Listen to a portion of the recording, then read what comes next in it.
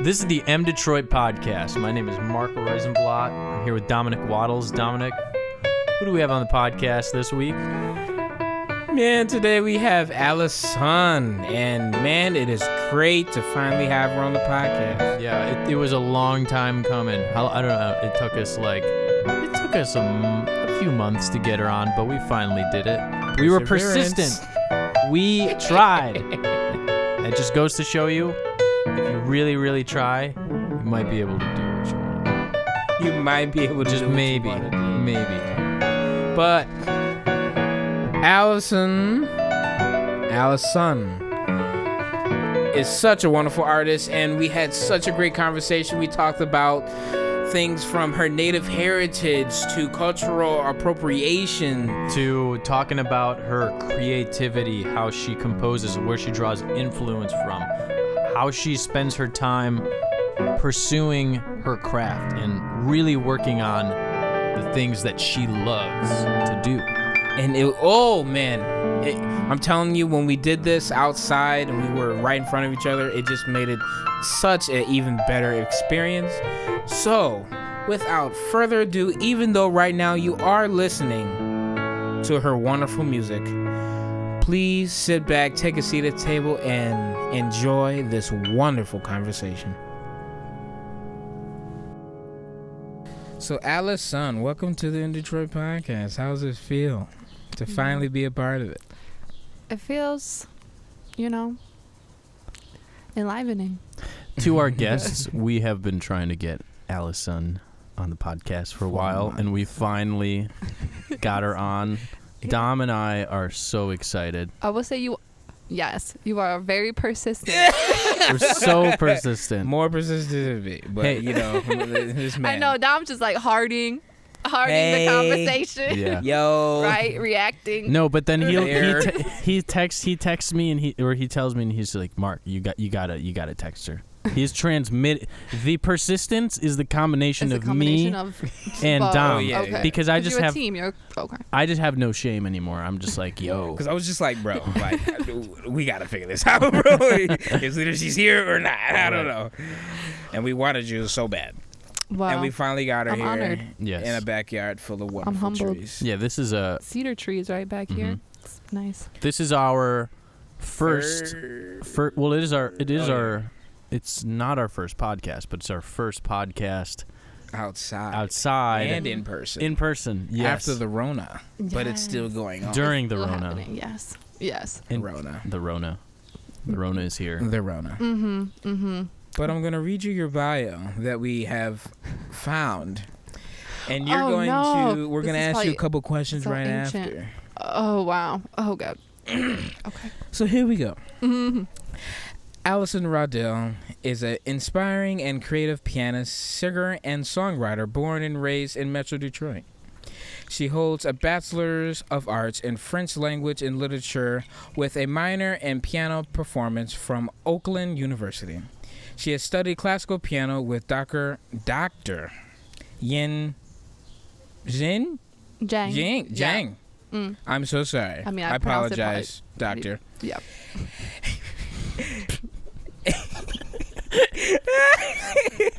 And jazz with Tad Weed and Scott Gwinnell. She enjoys playing and experimenting with a variety of genres, regularly performing with the Free Radical Jazz Collective as a solo artist and as a duo with Joe Riley. In addition to performing, Alicesun also teaches piano to a growing number of students and hopes to open her own urban music school in Detroit. Hey! While living in Orleans, France for a year in 2011, she discovered her. Oh, that's a misprint. Oh gosh, this is so old, you guys.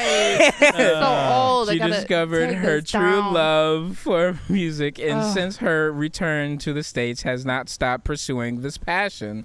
She is currently recording her first album of original music. Her first album crosses genres and draws inspiration from the diverse landscape of her life.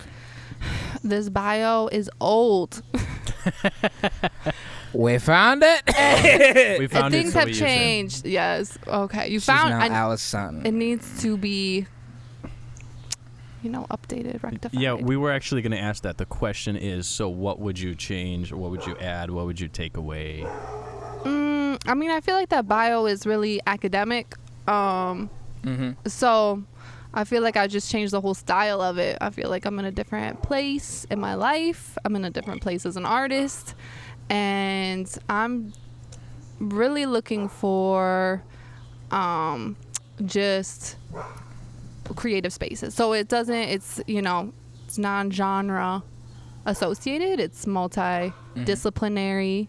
And so, yeah, there's a lot that I would change about the approach to that bio and to the content of that bio. So thanks for letting me know. It's out there, and I got to erase it. Well, I will tell you, it was a really enjoying bio to read, because you should have seen Lewis's. It was I played the drum. No, it was like a young drummer from Detroit also makes beats or something. Like, it was Right. To the point. Yeah. Yeah, but like you point. and Rob. You guys bios. we did actually do Rob's podcast, and so his bio was cool. Rob also said, "This is such an old bio." Oh, I know where you got it from. Yeah. Right. I'm trying to think. Is it still the website? Do I still have a website that's live? I feel like I let that domain fall away.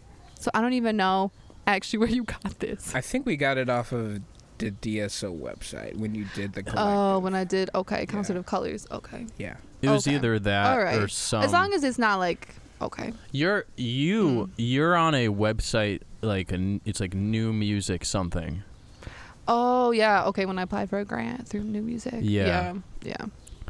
Well, you just mentioned was that. Was that for your first record? Yeah, that was for the first album. And that Yeah. one is called Peachy Cane, right? It's called Peachy Keen, yeah. Can you talk about it a little bit? I could talk a little bit about it. Yeah, All it's right. not really, I don't really play those songs anymore, and I don't really identify with those songs so much anymore. And I don't promote that album, Peachy Keen, but it is part of my work, and it is a record of where I was at in that stage of life, and I just don't identify with it anymore. But it was my first recording experience in a studio, being the lead, composing the pieces, collecting the band, and that was a huge learning experience for me. There were a lot of things I hadn't anticipated. There are a lot of things I would do differently. There were a lot of stresses and things that I wasn't so intentional about, that I'm more intentional about now that I take time. I kind of wanted to just produce something. I was like, I want to get out there. I have some music. And that's what I did. But I feel like musically and production wise, it wasn't, it's not where I'm at now. Of course, as artists, we evolve and we move on to new projects. But yeah, it did have some core elements of kind of like my style in it still, that I'm still exploring and working on. So yeah. Who was on the record? It was a mix of folks. It was some people that I worked with at Oakland, and I'm trying to remember because like each track, it was a different lineup, and so yeah, I can't really. I don't want to misquote anybody. Sure. So yeah, there was some folks. I'm sure it's on the album. Well, we listened to it. Oh, no. We totally listened to Of it. course, yeah. It was awesome. It was absolutely incredible. I was like, this is next level. I mean, I know it was released some years ago, but it was like it was not only was it inspiring to hear, but it was also like really awesome to hear some like new music that was really pushing the boundaries, especially since we know you, and it's I mean, thanks for that. That's really Literally. nice to hear, but Didn't tell us anything about I don't. it. Yes, because I don't feel We connected to understand, that we project understand. anymore. So I'm like, ooh, I'm going on to this next thing, and so that's there. Which, by the way, we did hear a little sneak peek of, like, during the school year. It's killing. Yes. So be on the lookout for Alicesun. Alicesun. Will do you have a album name yet for the second record? It's a working title. It's a working title. I don't mind sharing it. It's a Okay. working title. It's Quinn, but spelled Quwinn. So Win, but Quinn is my middle name. So, but a different spelling. So it's Very so it's a nice. personal project, and it's a little it's a little play on, who I am. So that's kind of the working title. It might change, but I feel pretty comfortable with that title. That's awesome. I can't wait to hear it. I mean, I can't wait to share it. I mean, as an artist, the most current project is, I feel like that's where I'm most excited about people hearing that, of course. Absolutely. But, so I'm excited to release it. I'll probably hate it next year. Do a podcast. I'll be like, I hate that album. I'm on to this next project. This is where it's at. Do you have like a planning release date? Yes, I think around the solstice of this year. Winter? The fall. Or Yeah. fall solstice. Yeah. Okay. Very cool. So September 22nd, I think, is around All right. the day right now. Oh, man, that's not too far away. And we'll be back in a year talking about this album. But yeah, right. But okay, so excited you about went to Oakland. I did. I did go to Oakland. How was your experience at Oakland? Because I know a lot of people from Oakland, but there's mixed views all the time. So what's I would the experience? Say it's a complex feeling for me. I think I met a lot of dope people there, but overall the campus for me I didn't feel like I fit in that much. I felt like there wasn't a lot of larger conversations, bigger conversations going on in terms of like transforming our reality, and especially with what's going on right now. I mean, it's a pattern from history, but Right. there wasn't a lot being talked about. There wasn't, and the music. I met some really one of my favorite mentors, Yin Jang, when she was in my bio. I loved working with her. I loved studying with her. She really pushed me. She's the type of professor that like make you cry, after the lesson, Yeah. you just be in tears. But she was my favorite because she was totally honest. You knew you were getting an honest picture of what you need to work on. And so when you did practice and you did make progress and you got a compliment or you got her acknowledgement of, oh, that was good, then you could feel really good. You could feel like I'm really making progress. Right. And I feel like she got a really bad rap at OU. And eventually, I mean, from rumors that I've heard, these are just from rumors that I've heard, there's no, I guess, evidence or validity to this, but she got kind of pushed out because of maybe her more stern approach. But for me, she was exactly what I needed. And so I really owe a lot to her. I think about her a lot, and she gave me a lot of really invaluable advice, and she kind of opened my eyes to kind of like my musical approach now. For instance, she was the one who told me my musical stylings or the way I play piano is really in line. It's for Bartok. Like when I played Bartok, she's like, oh, this music really suits you. And I was like, oh, that's great. So there are composers or there are music that are more in line with your essence, and for me to pursue those more really opened a door for me to discover my unique style and my unique kind of approach, instead of always kind of looking to a more mainstream type of practice. So Right. yeah. So so it's complex. So I met a lot of it's complex. And I had a lot of great opportunities there, but it really ultimately was not a space for me that challenged me enough to grow to where I needed to grow, and that's why I did leave. You were also taking lessons with Scott Gwinnell, right? I did, and Tad Weed for a minute. Tad Yes, Weed, too. I was reminiscing about it great. as I was like thinking about all the memories for the podcast, and that was wow, I wish I would have known more when I was taking lessons with Tawi, because basically I know nothing.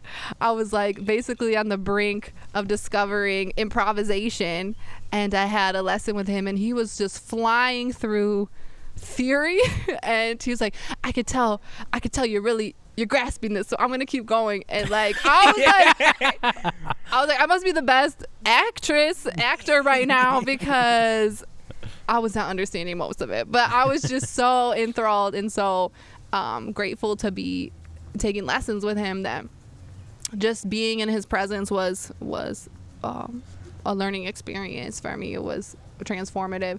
And he's the one that told me about his story, because he was in LA for a little bit. Mm-hmm. And this was another eye-opening thing to my approach was he was in an LA studio and Chick Corea was like playing or warming up or something, you know, in like the front area in the studio, and he was playing, and Tag goes up to Chick Corea and is like, what are you doing there? And then Chick looks at him and is like, and shows him his hands, and he's like, these are my 10 drumsticks. And this is, you know, and this, I mean, I'm assuming this is my drum kit, you know, point to the piano or the keyboard. And like, so that really resonated with me, because I feel like my style really puts percussion first for me and percussive elements. And so to think of your 10 fingers as 10 drumsticks into, you know, a drum kit that is a piano, that really resonated. And so I keep that little memory and that story tucked with me always, and that keeps me going and keeps me creating in unique ways. Isn't it strange how every single story always starts off with somebody going up to somebody, like those jazz stories? Yeah, so to speak. right, and somebody right. goes up to somebody and says, "What are you doing over there?" And they always just say something witty or something like, you know, that kind of deal. I always find that funny. I couldn't imagine just, you know, walking up to Chick Corea. So what are you doing? Oh, I'm just playing with my drumsticks. Like, Yeah, it's like, these are my 10 drumsticks, and he like shows his hands. Like, that's very. I noticed that in your playing a lot. Now that it makes a lot more sense, even though like I love your playing in general. Like that, the way you treat the pianos is very percussion. And I really enjoy your playing that way. Mm-hmm. And that makes a lot more sense for Chick Corea too. I was looking at a video today. I think he was playing with some young kid and Chris McBride and Brian Blade, and they were just. He's just killing it, man. Like, I know.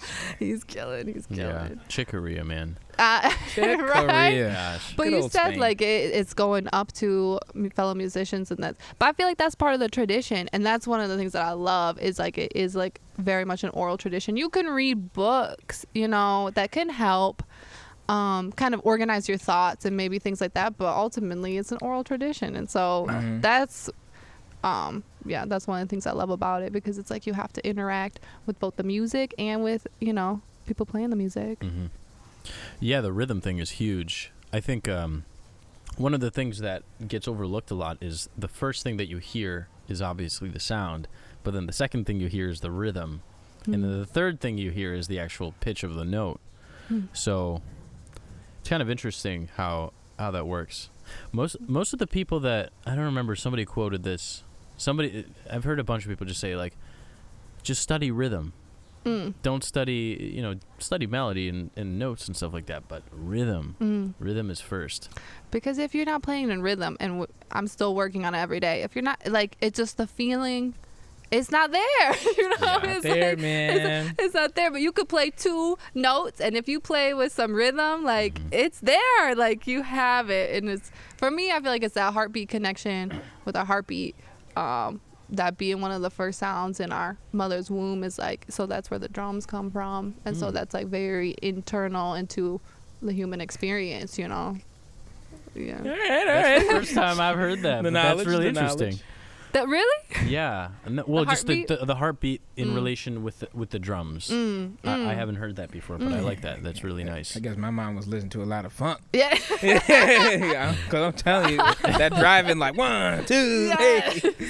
My She mom. listened to a lot That's of real. Prince. So. Yeah. Oh, she did. Okay. My mom was listening to a lot of like Euro pop disco. So Okay. yeah, Right. like, ABBA. sweet dreams are made of. Yeah. Oh man. That's awesome. That all plays a part into, Hey, that's Yeah. right. That's where I get my rhythm from. is disco is What is that Euro band disco? called? Do you guys remember the name of that band that did Sweet Dreams? Nah, I couldn't tell you. I really couldn't. I don't. Well, But I'm pretty sure could they're look it killing band. Right. hey, they sold millions of You records. should like so insert that record right now. I hear In it the all the background. time. We'll listen to this podcast again and we'll be like, we gotta find this Yeah. band. Supply. Which one? Air supply. Air Supply. Air supply. Oh yeah, that sounds right. Air Supply. It's the same one. I don't But is that disco? Wait, or is it Don Gibson? know. Might be Okay. Don Gibson. Yeah. Stand Wow. by. Stand by. Stand by. We're That's why we looking have the stand by. laptops out.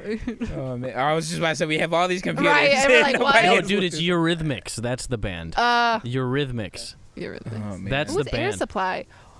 I That looked name up- sounds so I looked familiar. up Sweet Dreams song. Or maybe that's Comes up with Air Sweet Supply. dreams are made of these. Maybe that's Air Supply. I don't know, but hey, it has rhythmic in the In name. the name. So So there you go. yeah, It's there in you the go. Name. It's in the name. It's It's in the name. European rhythm. Something about that name. Okay. So okay, so you're taking lessons with these people. You're Mm-hmm. getting kind of two sides of, I would say, the college music spectrum that it is right now. Besides, if you take like a conservatory like Berkeley, for example, most colleges are teaching either the classical common era practice, music repertoire, or you're studying jazz. So it's very interesting that you were able to be able to get both of those sides, because usually you would only stay in one side. Well, yes, right. I mean, I don't know where the direction you want to go here, but that's why. Well, Hiromi was like, I was studying classical, okay, at Oakland, and I was like, my spirit, it's not connecting with this music. Like, I still enjoy playing this music, and I enjoy learning the techniques and things like that. But my spirit, like, I'm very compositional. I've been creating music and writing music and hearing music since like I started playing piano, and even before then, I was improvising stories. So I heard Hiromi. So I kind of had like the backdoor. I feel like I call it the backdoor approach to jazz, because she was kind of like, she opened the doors, and like when I was like reading a magazine like this or something, like in the library, because nobody reads those magazines in the library, like in the university library. Like Never do. they have Yeah, all these never do. subscriptions. And so I was like, I'm gonna go and just sit here and just like, utilize this library. And so I was reading a magazine similar to like this jazz ed, but it wasn't, I would think it was just general music. And Hiromi was in there, and I listened to her album Place to Be, which is another solo piano album of hers. And whoa, that changed everything for me, because when I heard her music and her improvising, I heard freedom, I heard unencumbered, liberated mind connected to spirit. Like, it was a crazy connection for me. And I remember like listening to Place to Be, the title track, and like tears running down my face, because I was like, this music, this is where I want to go with this, because it was everything. So that's kind of how I was like, so then I started looking into Hiromi, and then I was like, oh, who's Hiromi? Who are her mentors? Ahmed Jamal and Oscar Peterson. And so then I went down the trail, and then I was like, okay, I need to study jazz. And like, I have never stopped. I can't So, believe Hiromi studied with Ahmad Jamal, isn't that crazy? because you wouldn't expect it. Well, he like kind of discovered, because she was at Berkeley, and then who she was studying with was friends with Ahmed Jamal, and he's like, Wow. oh, check this check this recording out, and it was Hiromi, and then I met Jamal, then started promoting Hiromi and mentoring her. For some reason, it's like she started with Ahmad Jamal, but I remember reading something where she took a jazz camp with McCoy Tyner or something. Oh, and Herbie Hancock came to her high school, or like when she was in high school or something in Japan, and she played something, because I've done my deep dive into Hiromi many a time. And so she was just like, her teacher was like, why don't you play something for him? And so she played something, and he's like, why don't you just join me on stage? And so like she ended up in high school joining Herbie Hancock on stage in Japan. And so she's had a lot of Oh man, a lot of experiences and connections to the greats. Just imagine. I know. Just Herbie's play me through. something. Right. I would be a nervous something. wreck. I was like, oh my God. But that's, where all the practice comes in. Should I play Watermelon Man? Should I play Chameleon? I don't know. All of me? Oh. I'm like, Hiromi, she probably just played something like improvised or something. Right. That's how I kind of. So then I was studying both at the same time. And so I studied with Tad. And then Tad moved on. He went to school in Ohio. And then I studied with Scott for a little bit. Yeah. How was studying with Scott? Oh, I love studying with Scott. I miss him. I gotta visit him. He was great. Well, he came under the school with Rob Pifo, which is who I'm studying with now. And so you can see there's a lot of links with the techniques and the approaches. And Scott is just super humble, down to earth. He's like an arranging genius. And a wizard. And he'll just sit, and you could just either just like shoot the shit about like the music business, or get into the real nitty gritty. It doesn't, he kind of meets you where you're at. And I love that about him. But sometimes I need a little bit more of a push, because I feel like I need somebody to be real hard on me, even though I'm hard on myself. And Scott's real supportive. So I learned a lot from him. I carry a lot with me from studying with him. So yeah. So I'm kind of curious about living in France, because I took French 5. Oh, you did? In high school, and forgot it all. So No way. I didn't forget it all, but but I can. I wasn't a speaker. I was a writer. Yeah. Okay. So like I enjoyed the language in terms of it made me learn the English language at a better level. Yeah. Because you realize how you don't really get what a double conjugation is. Right. All the grammar and things. Disjunctive pronouns or anything. So how was living in France? Living in France was great. I feel like at that point I just wanted to get away from here for a little bit. I needed a new perspective on myself, and I needed a challenge, so I went by myself and lived there by myself and navigated everything by myself. And so that was, I lived with the host family, so I had connections and I had friends at school and things like that, but mostly I was independent. I was figuring things out on my own, and I needed that. And I really could have gone anywhere. I feel like I was just studying French.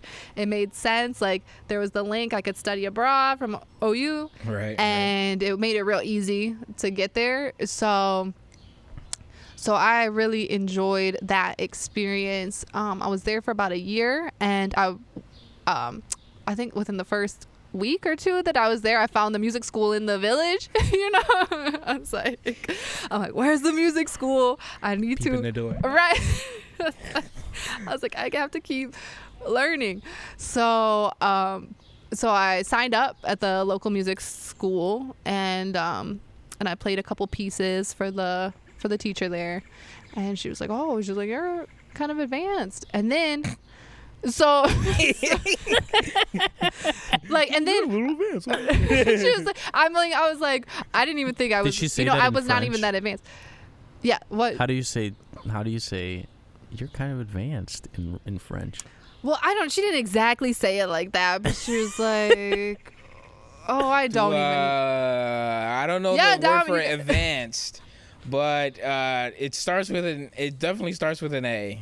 because it's similar. It's one of those verbs, not verbs, but it's one of those words that are. It's. I don't know. It's just similar to the English words, just like if you were to say. No, that's not a good. Anglais is kind of not, but it sounds less English, but Anglais is English and French, so. Okay. It's just a lot of things, but I can't pull it right now, but, while you're talking, I'll right. look this up. And I don't know if that's, I mean, she might have just said, like, vous jouez bien le piano, like something like you play very well or something like that. It might have not been like you're advanced or something. Sure. Or, so, I'm going to embarrass myself on here. Le clavier. So she was like, oh, okay. So then we started studying, and I was like, oh, she must not have a lot of students that, because I honestly did not think I was that advanced. I played some Debussy. I think, Sweet Bergamasque, a couple movements from Debussy. That's the one with Claire de Lune. That's the one with Claire de Lune. That's yes. not an easy tune to play. I knew it. Avance. You were really close. Yeah. You could get into trouble though, like trying to make words that do not exist. We'll cut you out. Yeah. You're like, but it's. I'm gonna say. Yeah, but not every. That doesn't apply to all words. But anyway, I digress. I played a couple. I think I played the Prelude, and maybe the Passe-Pied from that. So then I started studying with her, and it was so interesting because they have a fixed do. Oh yeah. And so the solfege is not movable. There's no movable do. So you have to learn just like that it's fixed do, and you have to learn that whole kind of system, because then and then translate and process it in your mind. So that was a challenge for me to kind of like work with that. And then she was pregnant. So then what actually ended up happening was she went on maternity leave, and then she enlisted me to take her students. So I ended up teaching like a handful, 6 or 7 French students. And that was really fun. They weren't terribly motivated students, so it was just more fun. But you had to speak to them in French. I had to speak to them in French and work with the fixed do situation. Lord. And so that was a lot of fun. Yeah. And then just traveling is really easy when you go to like Europe in general, because the trains are all connected. So they have really nice public transit. So that was great, because then on the weekends when you're not in school, you could go and travel. So I went and visited, Holland, and went to Amsterdam and Italy, went to Rome and Venice, and so traveled all around. Isn't that crazy? You can literally just be like, yeah, I'm just gonna go Rome. It's so easy. It's so easy. Yeah. 5 hours. That's like not a big deal. It's Kalamazoo. No, not Kalamazoo. That's like the Big UP. Rapids, maybe. Yeah, maybe. Yeah. The UP's like what? No, 10? it's no. Well, the thing is It that depends on how you drive. from No, the that's very bottom of the Depends on who's state to driving. the top of the state is like 12 hours. Is it? Okay. Yeah. That sounds right. I can definitely do a 5-hour train. That's like No problem. Just What? sleep like Like- half the way, maybe like listen to some Wake up. It's tunes not or bad, whatever. because you're on the train, so you don't have to drive. You don't have to pay Yeah. attention. You can bring a book. nobody you can listen to understand music. you that Totally. much. No, right. You don't have to talk to anybody. You don't. You just Right. keep to yourself. Yeah. Although there was that's funny, because when you speak English, sometimes in France, like people don't think you speak French also. So there were a couple of times my friends and I like overheard guys talking about us or things like, and I remember like that was one of the most empowering moments. We're like, we confronted them in French, and then they're like, oh, you speak French? And we're like, yeah. And it was like this whole moment, but like luckily it was cool because it was at night. It was like 11 p.m. in the train station, so yeah. I So. can't, man. So a lot of experiences. It's the pace of life is nice there, but I don't think I could live there, for maybe like that year was cool. So- that year was straight, but So just really quick, what was the food like? Because I know there's bread everywhere, there is. but baguette. else? It's like that's not even a stereotype. Like people walk with baguettes all day, every day. Because And then the other stereotype that I've heard that might also be true is that people are starting to drink at like 10 in the morning, right? I don't know about that one, but maybe. I mean, it's possible. In Spain, it's like that. Like people are just starting to drink. It's like 10 o'clock in the morning. It's I like wouldn't breakfast. put it Let me past just have it's like a couple wine. of glasses of white wine. Yeah, I feel like if it's wine, it's Yeah. different. It's like that's not really drinking if you're drinking wine in France. So Well, it's not drinking. I It's mean, not it's re- technically alcohol, it was. but I mean, it is, but it isn't. But the food it's rich because it's a lot of creams, Oh, cheese. That sounds like cheese- the toilet. Maybe. I feel like it's different. It's processed different. Although, yeah. It would probably not be great. I'm pasteurized. telling you. I think I really enjoyed the cheese while there. Although I don't like eat cheese now, but Well, you come back here and it's just like, Yeah. well, cheese here sweats. You're like, nah, I'm not eating this shit. oh my gosh.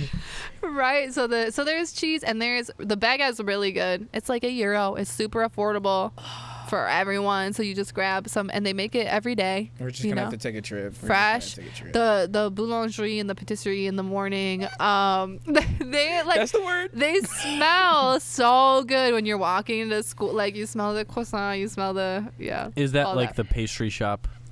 Yes. Okay. Yes. Okay. The I just, patisserie is like the pastry shop and the boulangerie is like the bakery. Yeah. how do you say that? Boulangerie. Boulangerie. I mean, Wrong. I'm saying, yeah. It's too much roll. Okay. Sorry. Okay. So when I was in Israel, Okay.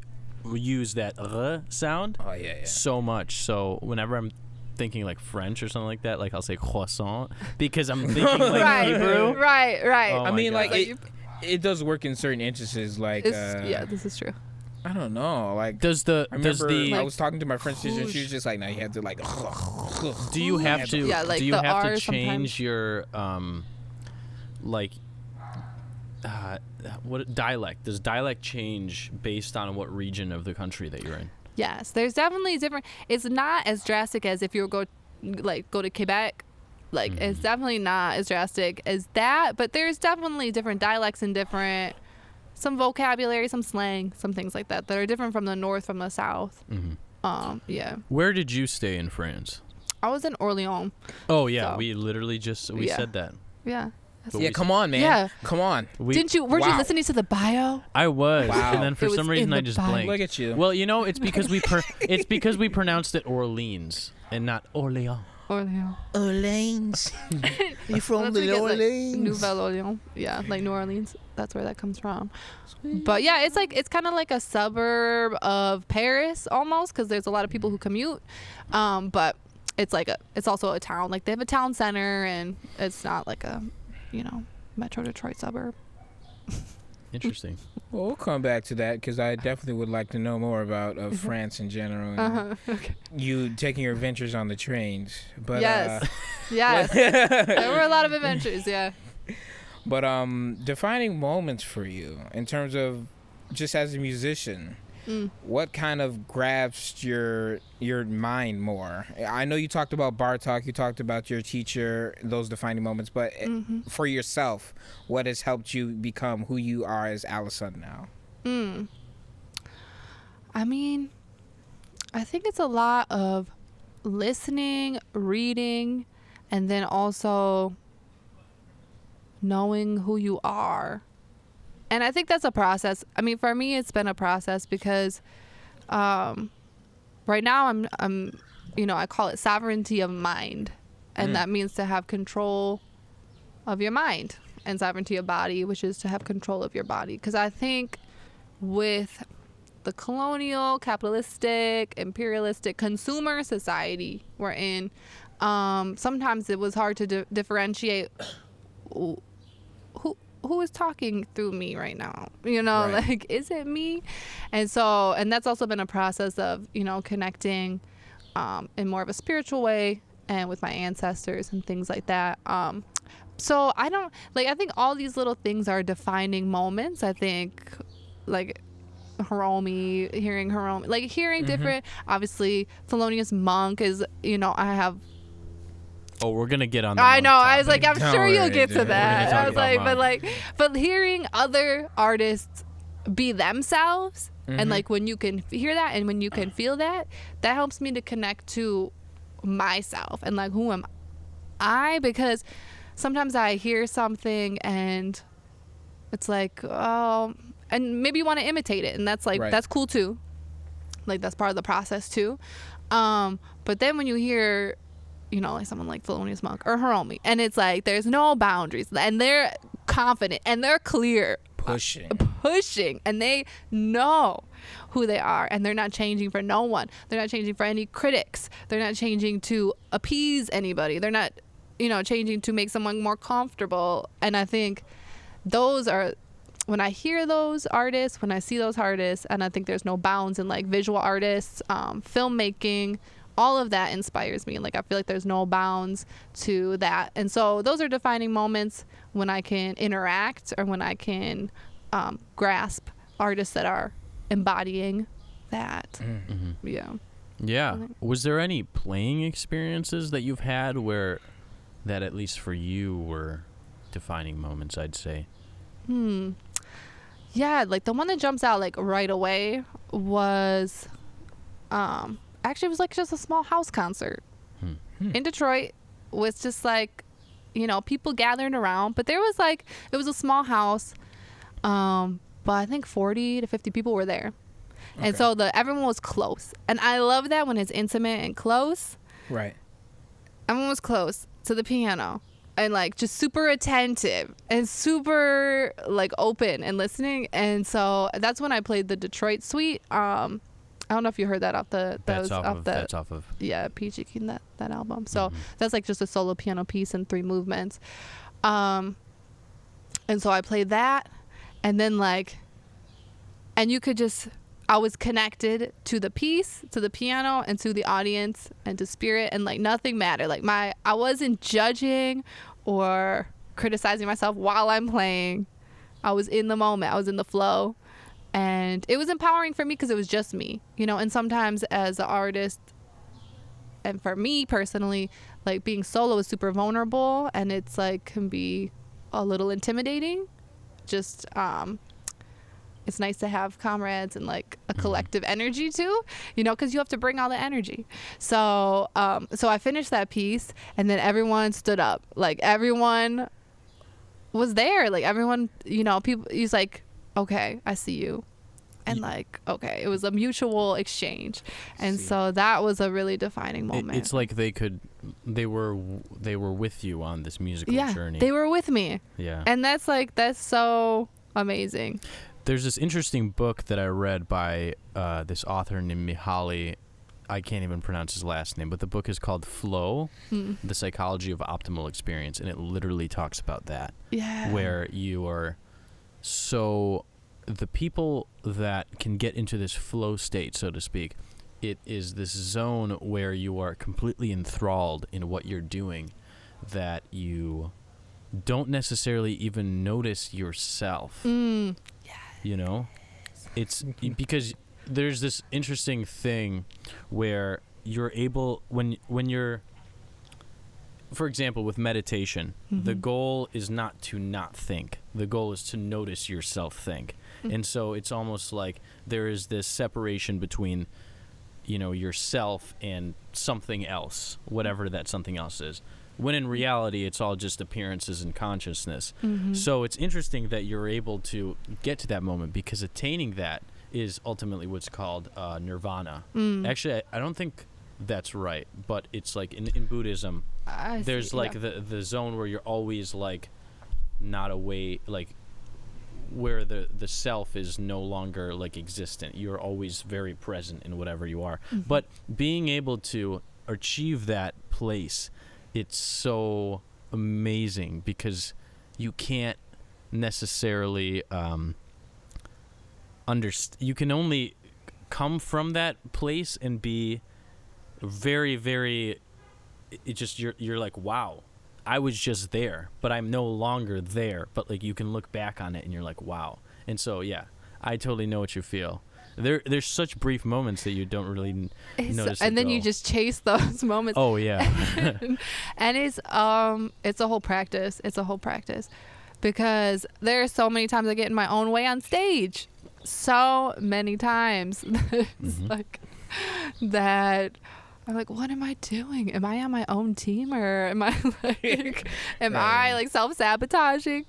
And I feel like, yeah, when you're just sharing and you're in that flow, that's the ultimate, the oneness with everyone. I feel like people can feel those healing vibrations too, like those frequencies.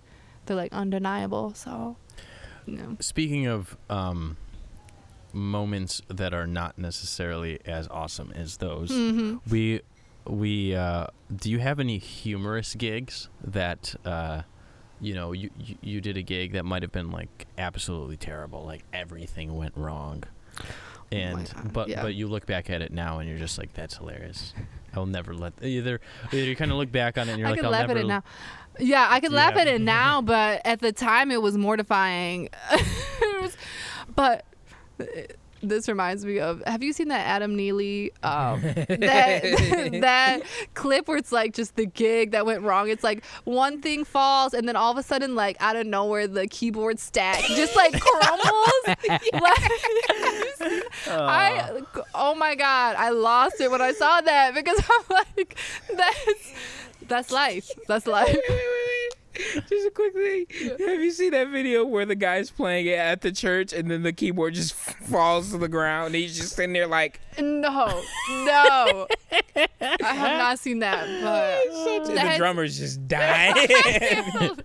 But you were saying... That would get me... No, because I had... Like, that's life. My story was... It was just like musically awful. I think it was just musically awful because I was using a loop pedal and I was like, okay, I'm going to use this loop pedal and I'm going to try something new. And it was at a festival like in the center of Michigan. And so I had a percussionist and a bassist. And so it was just like us. And so the set's going great. Okay, we're doing this thing, that. And then I was like, okay, I'm going to do this track with the loop pedal. And so I loop like a piano bass type of ostinato part. And I was like, already in my head, I like had committed before I went on stage. I'm like, whatever happens with this loop, I'm committing to it. So I'm like, if it's off, I'm going to improvise and I'm going to make it on. Like, I'm not going to like stop it. Like, I didn't want to stop the loop, like, because that was just kind of to myself the challenge. Yeah. I should have stopped the loop. Oh no. It got so off. Okay, it was so off. And then my vocals got off. And then the percussionist didn't really know what to do. And the bass player just stops playing. And then I'm left just me solo with this loop that's off. And and then and like festivals are kind of, it's transient. People are coming and going. And it's hard not to take it personal when people start leaving, And so I like see people, I'm like, I'm going to make this work. And I'm trying to like fit something in. I don't know. It's just like this random, if you heard it, it would probably be like, what the fuck is going on? No. It was literally like an out there moment of like trying to make this loop that's off. It was like a beat off. So it was like coming in, or like maybe a half a beat off. I know exactly what you're talking about. It's just like, it was like, it was a beat off. And so I was, challenging myself to try and make it work. And then people are leaving and then I'm like, you know what? I'm just going to cut this off and be like, end chord and move on. And so that was mortifying. Nobody said anything about it, which is like also terrifying because it's like, what are people saying? Like, they're like, that was terrible. But then it was nice because a guy came over from like, he was in like a field, like a yard over or whatever. And he came up and he's like, I heard your music from across the field and he's like, I had to come and see what you were doing. And so he like came all the way from across the field to come see what I was doing on a different track. It was not the track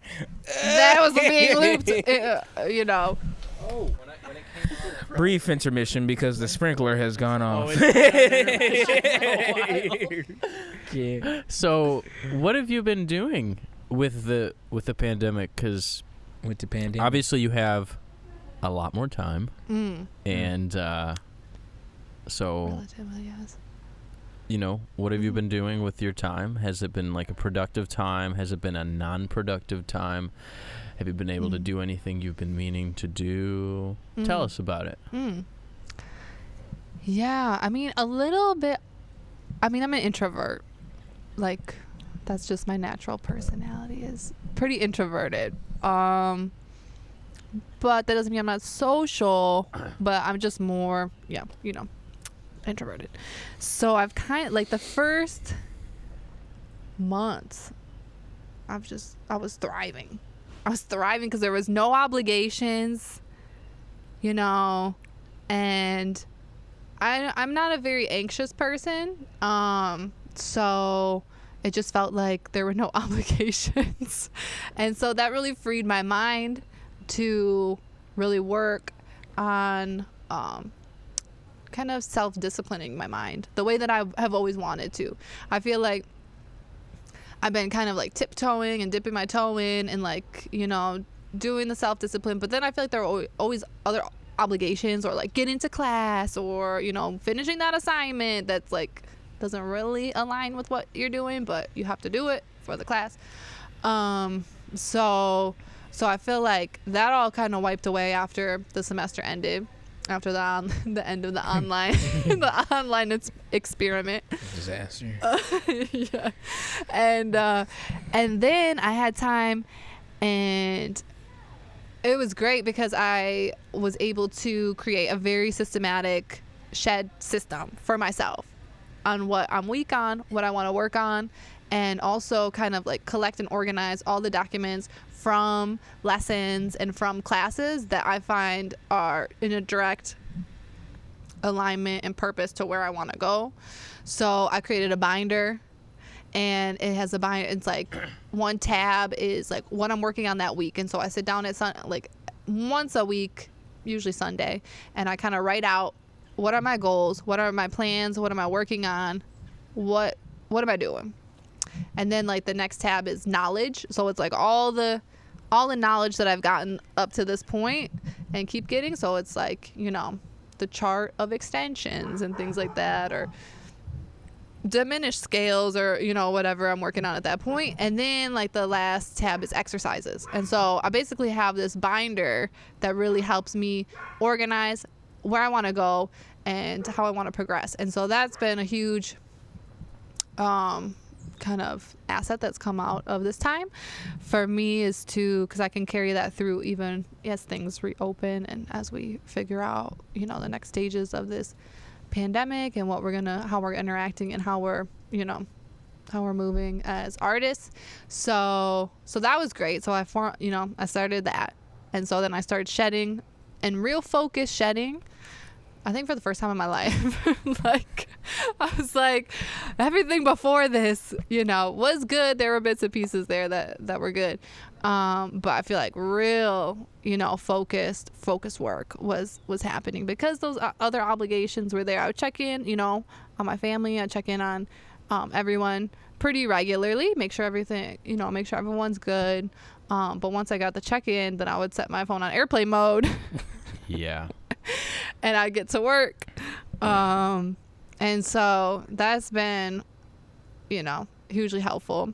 And then I've also been continuing to work on my EP, which I'm, recording and producing and, working with different folks on that and composing the pieces.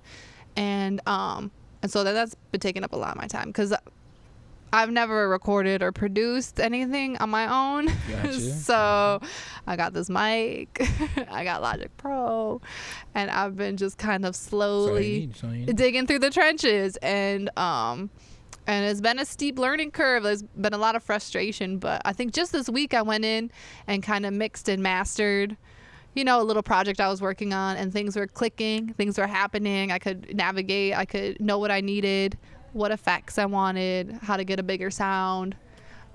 So that was exciting because I was like, oh, this is this is real progress I'm making on this. So in that, you know, and this project is really empowering for me to have my complete vision from, you know, top to bottom. Because I think the last album I kind of just recorded. I recorded in Big Sky Studio in Ann Arbor, which was, they're super dope there, super knowledgeable. But I kind of was like hands off. I was like, okay, I'm just gonna play and like I'm gonna hear it. If it sounds good, okay, and then I'm gonna try to verbalize the sound that I want. But it never translates 100% for me. So this is the opportunity to translate my sound in 100% way, because I have control over all the controls. Oh, right. And so that's exciting for me. And then, you know, hopefully take it into future projects and things like that. So that's all been happening during the pandemic time, the work that I've been doing. That is awesome. I think like 90% of the people have done like the exact opposite. Well, you know, people need rest too. Yeah. Yeah, I don't know. For me, at least, like, and I know for Dom and for Rob, you know, it's just been a weird time. You know, I've even Absolutely. like in checking out like a lot of other musicians. Like a lot of musicians just kind of like were like, this is weird, because just, you know, playing music is like you're usually playing for somebody else, you know, so being isolated is something that is kind of unnatural for us as musicians, I'd say. But it's interesting because for you, you've just been thriving, and that is very inspiring and very like, all right, now it's time for me to get my shit together, you know. I feel like pianists, though, maybe in general, I feel like everyone says in the, like, I can't remember who was talking about it, but it was another pianist, and they're like, being a piano player, mastering that instrument, it's a lonely road. It's like, it's a lonely one. I mean, obviously that's if you want to become a concert pianist or something like that. Right. So, yeah, I feel like I miss playing with people. Definitely. I miss playing with people, but I also feel like I need my skills up. I need to get my skills up a little bit more before I get, you know, out there to play with more people. But Sure. Yeah. Kind of with the pandemic. I remember when it first started, you know, me and Mark, we started to talk about things that we wanted to implement. Like for a week, I woke up at 6 a.m. I had a whole schedule that I wanted to do throughout the day, and I completed it. You know, I was doing great. But when the pandemic hit, nothing changed for me, because I still went to work. Right. Because I was still working at GFS. So basically, it was like, all right, your summer's starting early. Yeah. You're going to work. You're going to clock in some dough. So it wasn't much different, but what I'm starting to notice now is like, okay, I have a lot more time on my hands when I'm off of work. Like, I don't have to work on any summer classes or anything. So I've just been trying to get into the atmosphere, but I've been trying not to force myself to do things, because I notice when I force myself to do a lot of things, in the end, it's not what I want. And, you know, for a lot of people, it's just not what they will want either. So now that I'm getting back, like, I took a long break off of playing the saxophone because I just didn't want to play it. I just didn't want to pick up my horn. Yeah. I mainly wanted to write and just, like, study more, because I was just like, I want to get more ideas flowing through my head. And, you know, that came from studying things like Mahler and just listening to it and just taking notes in your head before you write something down. It's just like, okay, they approached this massive tension point or tension in the piece, but how did he do it? Did he make this section echo this other section? Just simpling down everything and simpling down those pieces so you can understand it. Yeah, I love that. And now that I'm doing that, now it's opening up more doors. Yes. But also, I wish I would have just kept going playing the saxophone more throughout the pandemic, but you know, push come to shove, I probably would have drove myself crazy. Well, part of it was realizing that, like, half of my intention focus time is listening now. It's at the instrument, of course, and it's doing exercises, and I'm working on the neighbor note, exercises that Right, Peppa gives you.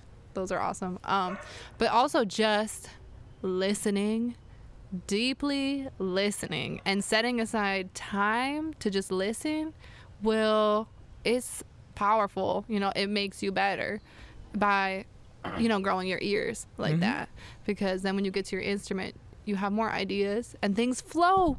They just flow a little bit, less forced. And that's a practice too, listening like that. I think that the pandemic has given, opportunity to slow things down a little bit. Everybody's just such in a rush, especially in school, because now, because I graduated last year, it was like really profound just how much I was in a rush to do something in school or just do something and get something done. When in reality, then, okay, I finish my degree, I get my degree, I leave the country, I come back, and now I'm not necessarily in a rush for anything. So ultimately, I was just in a rush to finish this degree. So it's an interesting time because you kind of allow you pretty much just find yourself. It's kind of how, we were talking about earlier, like you said that you have to kind of know yourself. So it's interesting that, because of the isolation, you spend a lot more time with yourself. So that's really interesting. I think that's great.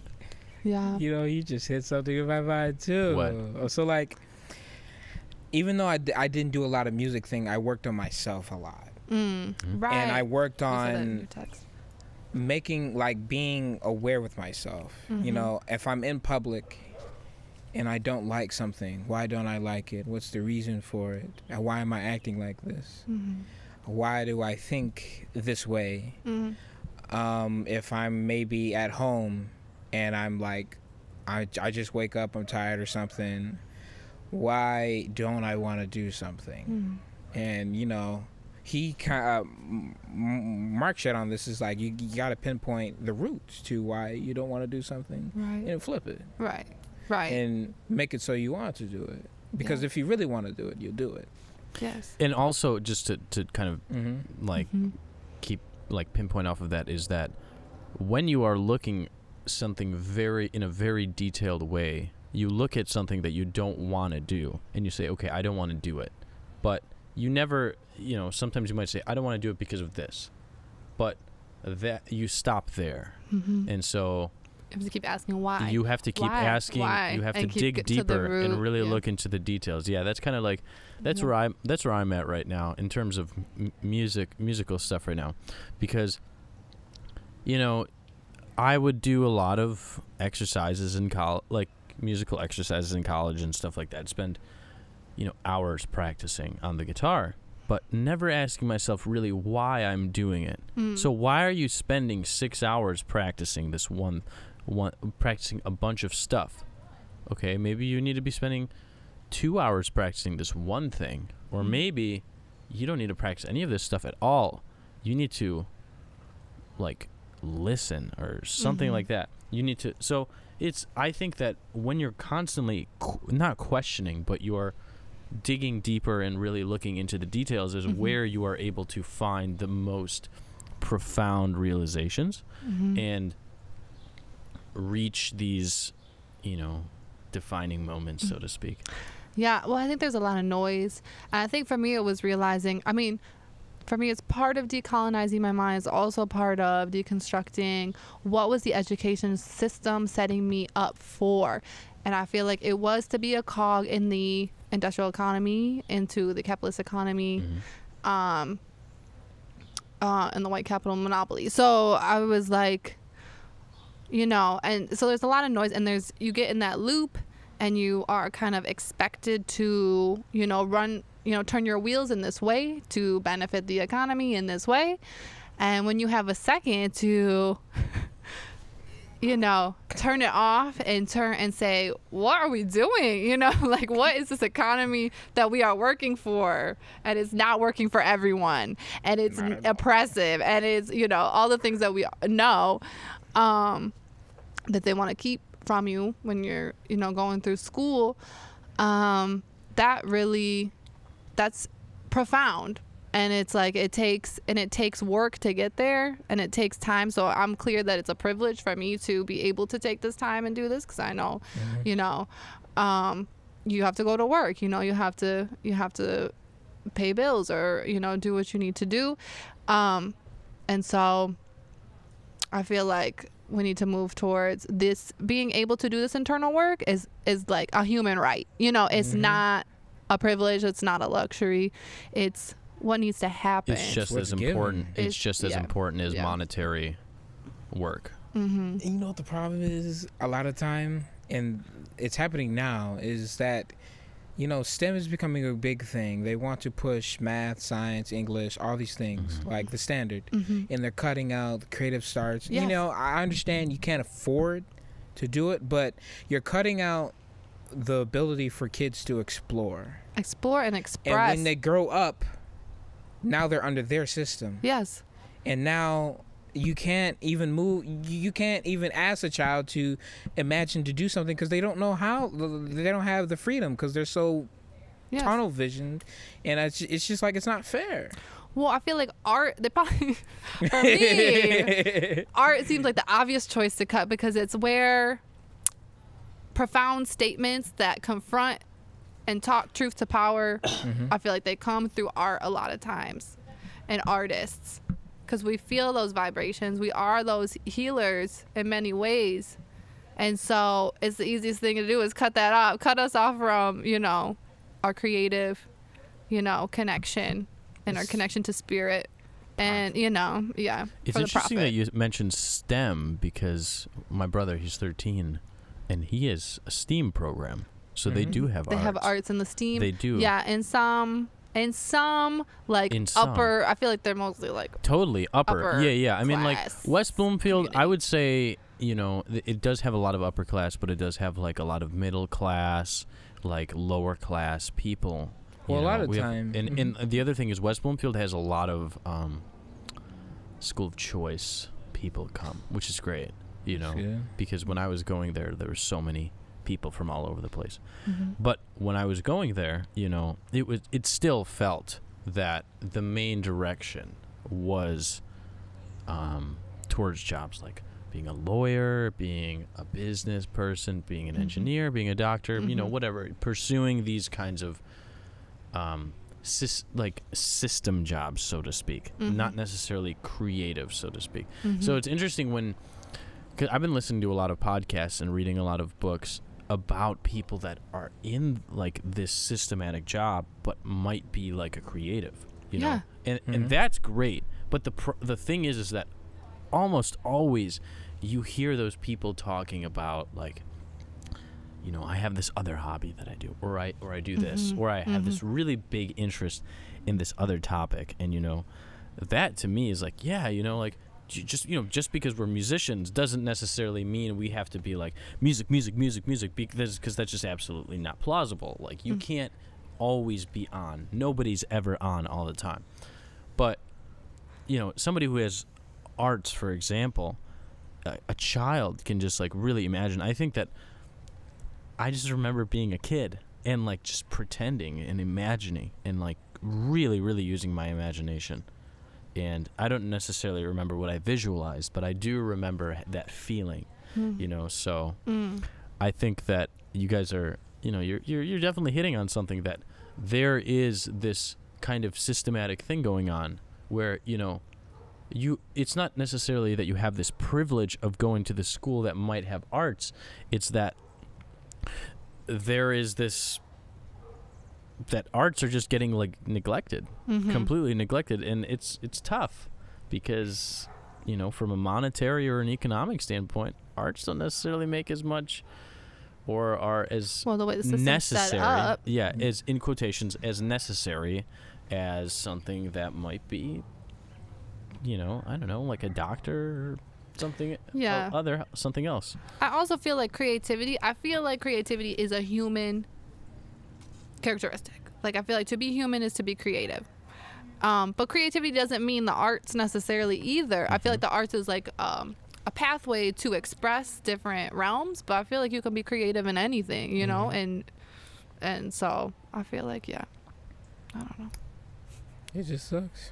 So- But since we're talking about being creative, we wanted to talk to you about just your native heritage and the connection between music and the relations between your spirituality and everything. Talking about music, lifestyle, your views of the world and everything. Yeah. So I am Powhatan on my matrilineal side, and our ancestral homelands are is the territory between what the colonies know to be Virginia and New Jersey. So that's kind of the area of our ancestral homelands, and my grandparents live in the mountains down there, and my mom was born there, and then like a very common story that we hear, they moved north for jobs. And then my mom met my dad, and so she stayed here with her sister, and I grew up in Metro Detroit. And then when my grandparents retired, they went back to live in the mountains, and they still live there today.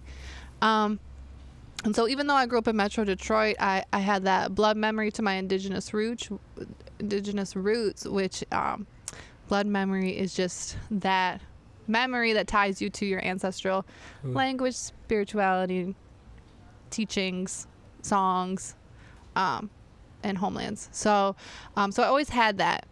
And it was when I was young, one of my best friends, his mom was actually the head of the Indian education program in the Warren Consolidated Schools. It doesn't exist anymore. That program is not funded any longer. But so then she kind of brought me in. And so she kind of introduced me, and then I started learning more about my indigenous life ways, and I was connected with the indigenous community here in Metro Detroit and in the city, which is a very intertribal community. This ancestral homelands is of the Anishinaabe, and that's Potawatomi, Odawa, and Ojibwe. So my tribe is further south, but my indigenous roots are still there, and I have roots here. So that's always been a part of my process. It's been a part of what has guided me in my creative process and in my music. Different teachings, the heartbeat, that's a teaching. We have drums we use that connect with the heartbeat, different medicines and things that help me protect my spirit when you're in this kind of industrial reservation, as John Trudell would say.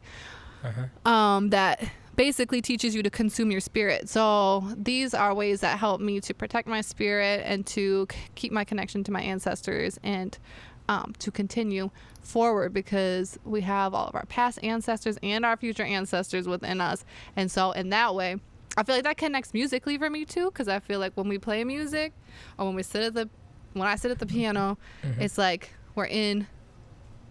we're shifting time, past, present, future. We're in the present. We're creating music of the future. We're bringing, music in the past. We may be bringing music back in the past to heal our ancestors from the past. We may be bringing music to the future to heal, So it's very, I look at time from my teachings, and from more indigenous perspectives and philosophies in the way that I look at the world. That has really shaped how I look at water and trees and animals. These are our ancestors. These are our family. They are not things to be exploited. They are not things that we take. We live together in connection with them. So, and we really rely on them. So, so that really kind of influences my whole worldview outlook.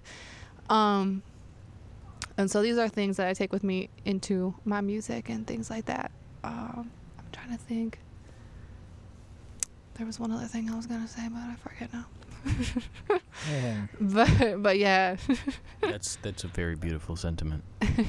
Like literally, you got me thinking. Like, I want to get in connection, but Yes. it actually leads me into the next thing. How do you feel about the cultural appropriation of just your culture, of people not treating it in the right way? Yeah, can you tell us a little bit about, like, I guess, can you, at least for me personally, I know that for a lot of people, and I know for myself, that I'm aware of that there is this cultural appropriation going on, but I don't know it. I can't, it's not that I don't see it, I can't identify it. You know, as much as somebody who might be more, you know, in tune with what is part of this culture and what is being appropriated, because I'm not of Native heritage.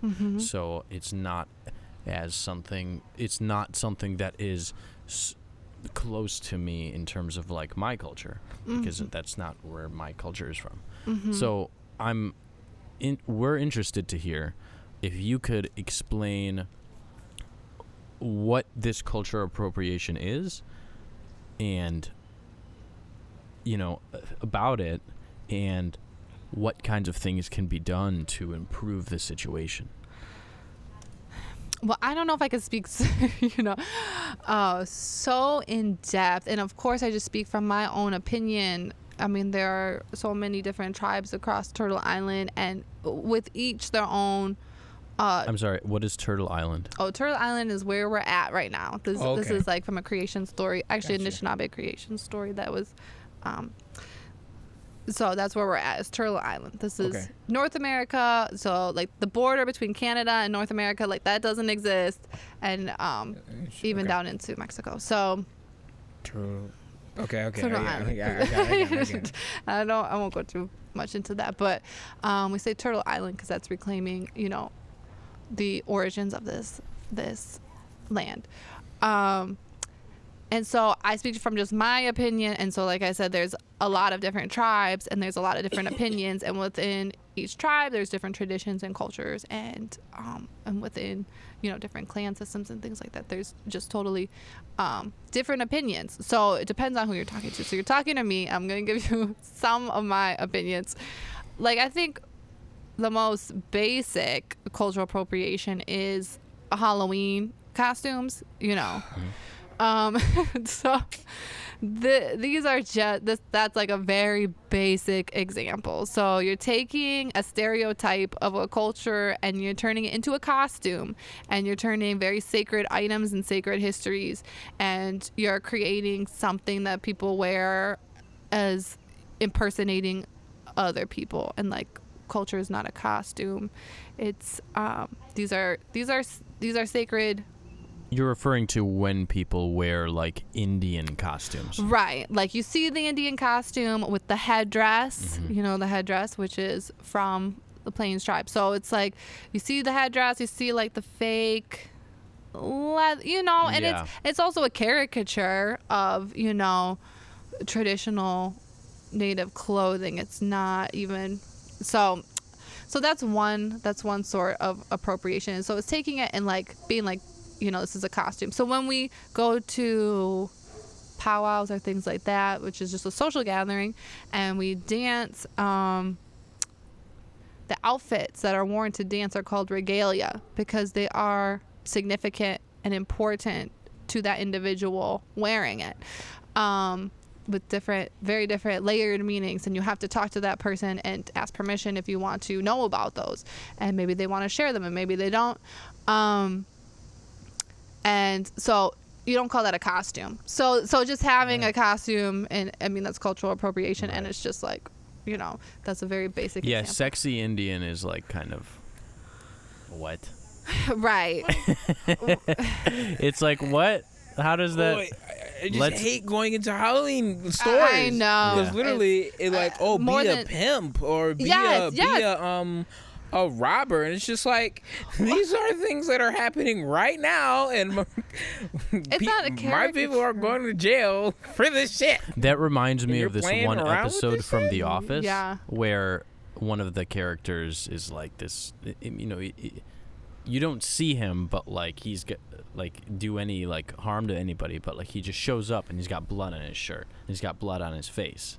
So you're like, okay, this dude is like, he's probably killed somebody or something like that. It's Office, so it's like a comedy show, right? Okay. And he shows up, he's just like, it's Halloween. Wow. That's such a coincidence, you know? And it's just like, you know, that just kind of reminds me of the fact that like this stuff is going on, and then, you know, I mean, very unlikely that somebody is like killing somebody on Halloween, and then they show up and they're just like, oh man, it's Halloween. Okay, I can blend in or whatever, you know. Yeah. But like, Yeah. that just. And I don't even know if that's cultural. I mean, it is, but it's also just ignorance. It's Yeah. like, It's straight ignorance. it's like, what is it? But they don't teach these things. But in you know what? schools. You know what? Before this, I had absolutely no idea. That wearing a native costume I had at Halloween was I had absolutely very offensive. No, I'm telling you, like I'm telling. Really? I'm I find that hard to believe. No, but seriously, I'm telling you, like now I'm looking at it and I'm like, yeah, that's like pretty crazy. But I'm telling you, a lot of people would be like, well, what is the offense in that?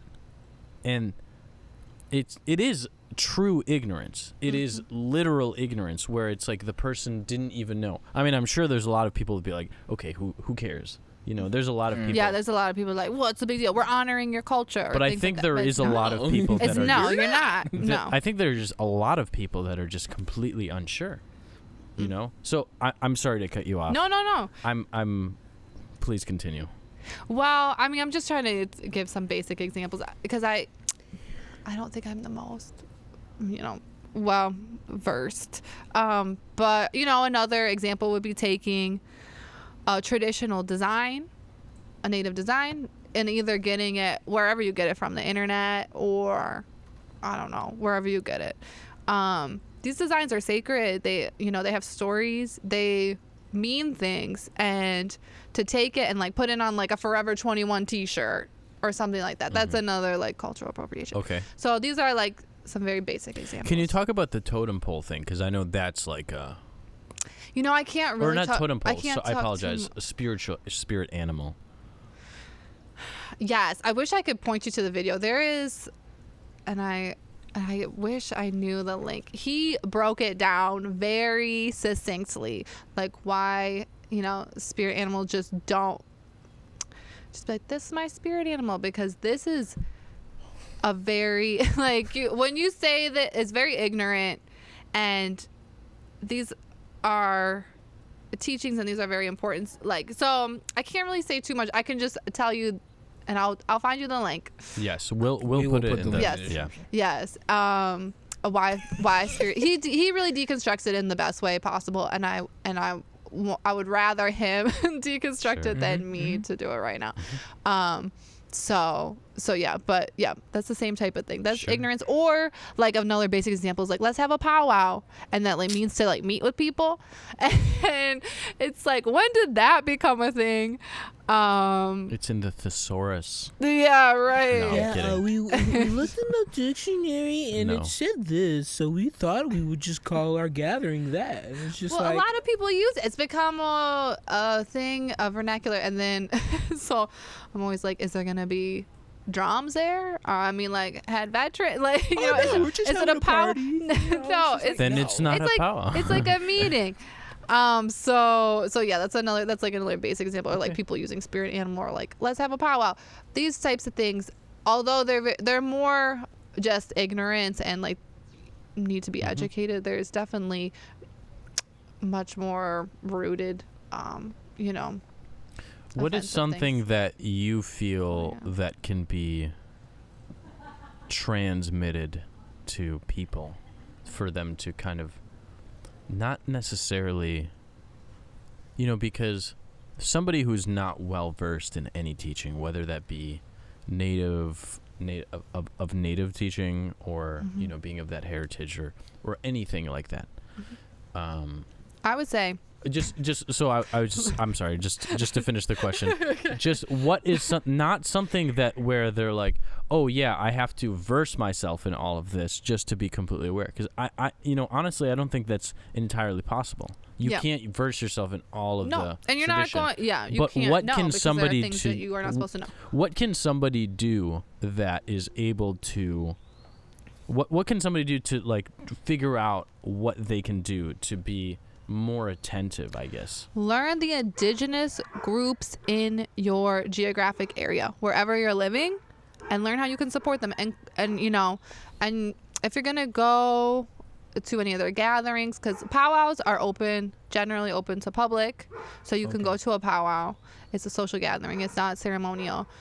So you can go and you can learn and you can observe and you can, but come correct. Don't come like things. Like, come and be respectful and learn. But I think that's the most important, is learn the indigenous groups in your area. Like, for instance, did you three know that this is Anishinaabe indigenous ancestral homelands? Absolutely Like, not. that's a starting point.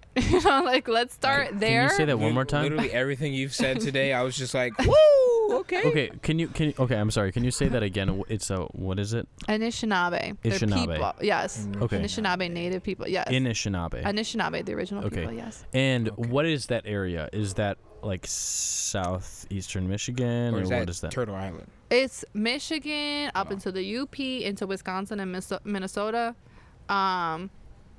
From my knowledge, but Mhm. it could be, and up into Canada too. Mhm. Canada. Yeah. Because we don't have borders. And Yes.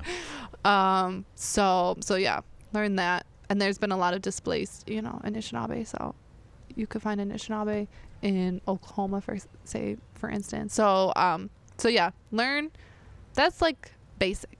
That's incredible. Learn your That's super cool. Learn your indigenous I would have never groups in thought your of that. area. I would have never thought of, because I just remember learning and I don't know if this is in any way, I remember learning about like Native American and Indian culture in middle school, and then in high school watching like a TED Talk talking about like Native American displacement, and it's just incredible. Yeah. It wasn't a Yeah. person who was of Native heritage, but it was somebody who was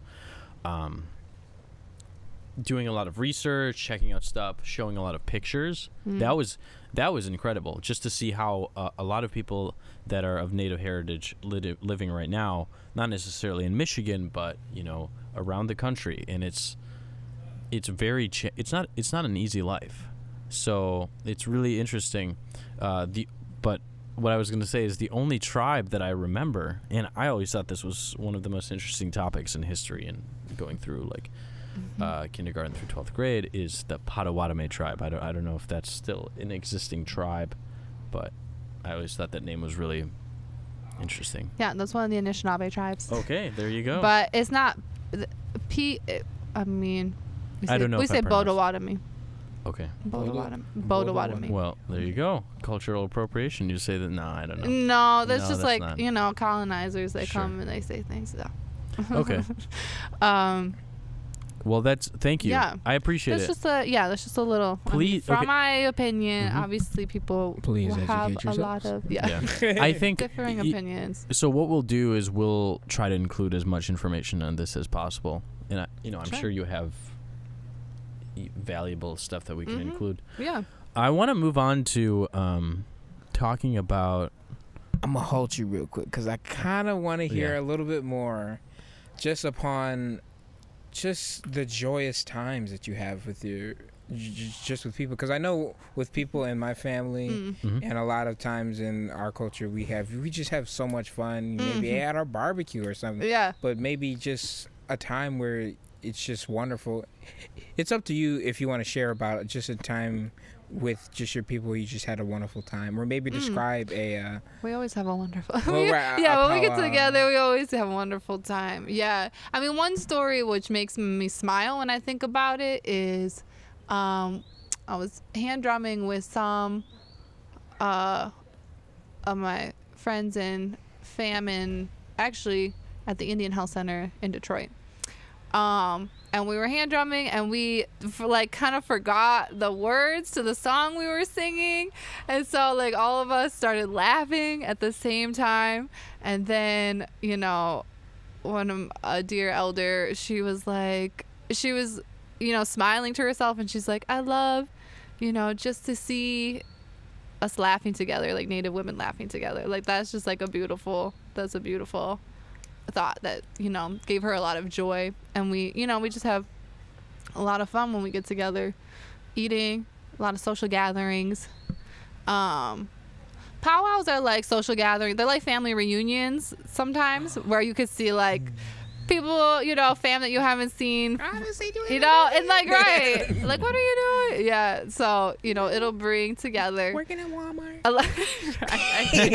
Catch up, see what's going on, see what's popping, and then and then there's drumming and dancing. So that always makes your spirit feel good, feel connected. So yeah.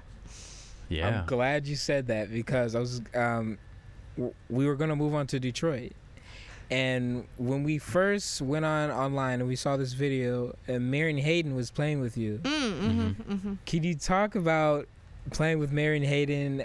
Were you guys playing the music of your native heritage, or were you guys just doing a women collective?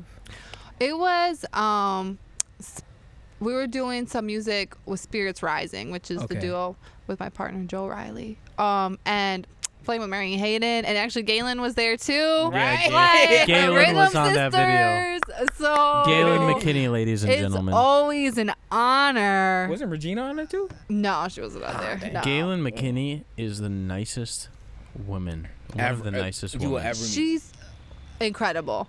Yeah. Incredible musician, and just has a heart so big. I love her to death. And Marianne too. Might be on this podcast. Maybe, yes. You should get She would definitely be. Yes. I'm just about to say not might, but you were saying. Yes, playing with the Rhythm Sisters. The Rhythm Sisters. I like that. They are a dynamic duo of beauty and celestial wonder. Like, I don't know. Just Everyone Wow. have straight ahead on here. yeah. You Seriously. You should have Hey, straight we should have straight ahead on here. I'm like an inspiring straight ahead member. We might get Kenny Garrett. Okay. Okay. Now I feel like I'm so don't sorry. compare. Okay, please. Oh, wait. No, You no. definitely compare. Yeah, Don't no, you ever Allison, put that please. down. Please. But you were saying. Yes. So, but I mean, playing with them is incredible. We were playing a music that's, draws from all of our inspirations. So it's not necessarily just like traditional native music, which is its own thing. It's a mix. So we use contemporary instruments. We sometimes, we'll pull out a hand drum, put some vocables, some different singing styles. But ultimately, it's just, a genre-less experience that incorporates all of our ancestral connections. Just creative music. Yeah, it's just creative music. And Marianne and Galen always hold it down. There's nothing better than playing with, how it feels to play with a rhythm section that's just like you can fly. You can do whatever you want. They got your back. They're gonna follow you. That's them. Not even shoot. They might not even know what you doing, but they're gonna be like, "All right, shoot, okay." And it'll sound. I think there's a difference between somebody who's very, very present and somebody who's just like, "Oh, I'm just trying to figure this out." Those two women are some of the people who are just like right there with you. And we were talking to Lewis about this. About the Detroit sound, so to speak. Interesting. Yeah. When you think of like Detroit musicians, you think of like Galen McKinney and Marion are like two of those Detroit musicians. Yes, so they're on that absolutely. scene. So like, we're curious, like, what are your thoughts on the Detroit scene? Like, how do you feel like what's going on right here in the city, in the Metro Detroit area? Because obviously, there's I feel like Detroit, Detroit is like Detroit, but then there's a lot of stuff going around. Like you're not only in Detroit, you're like in Sterling Heights, you're like Ann Arbor, Ferndale, Royal Oak, all of these places, down Woodward, whatever. So talk about your thoughts on the Detroitness. I don't know. Detroit.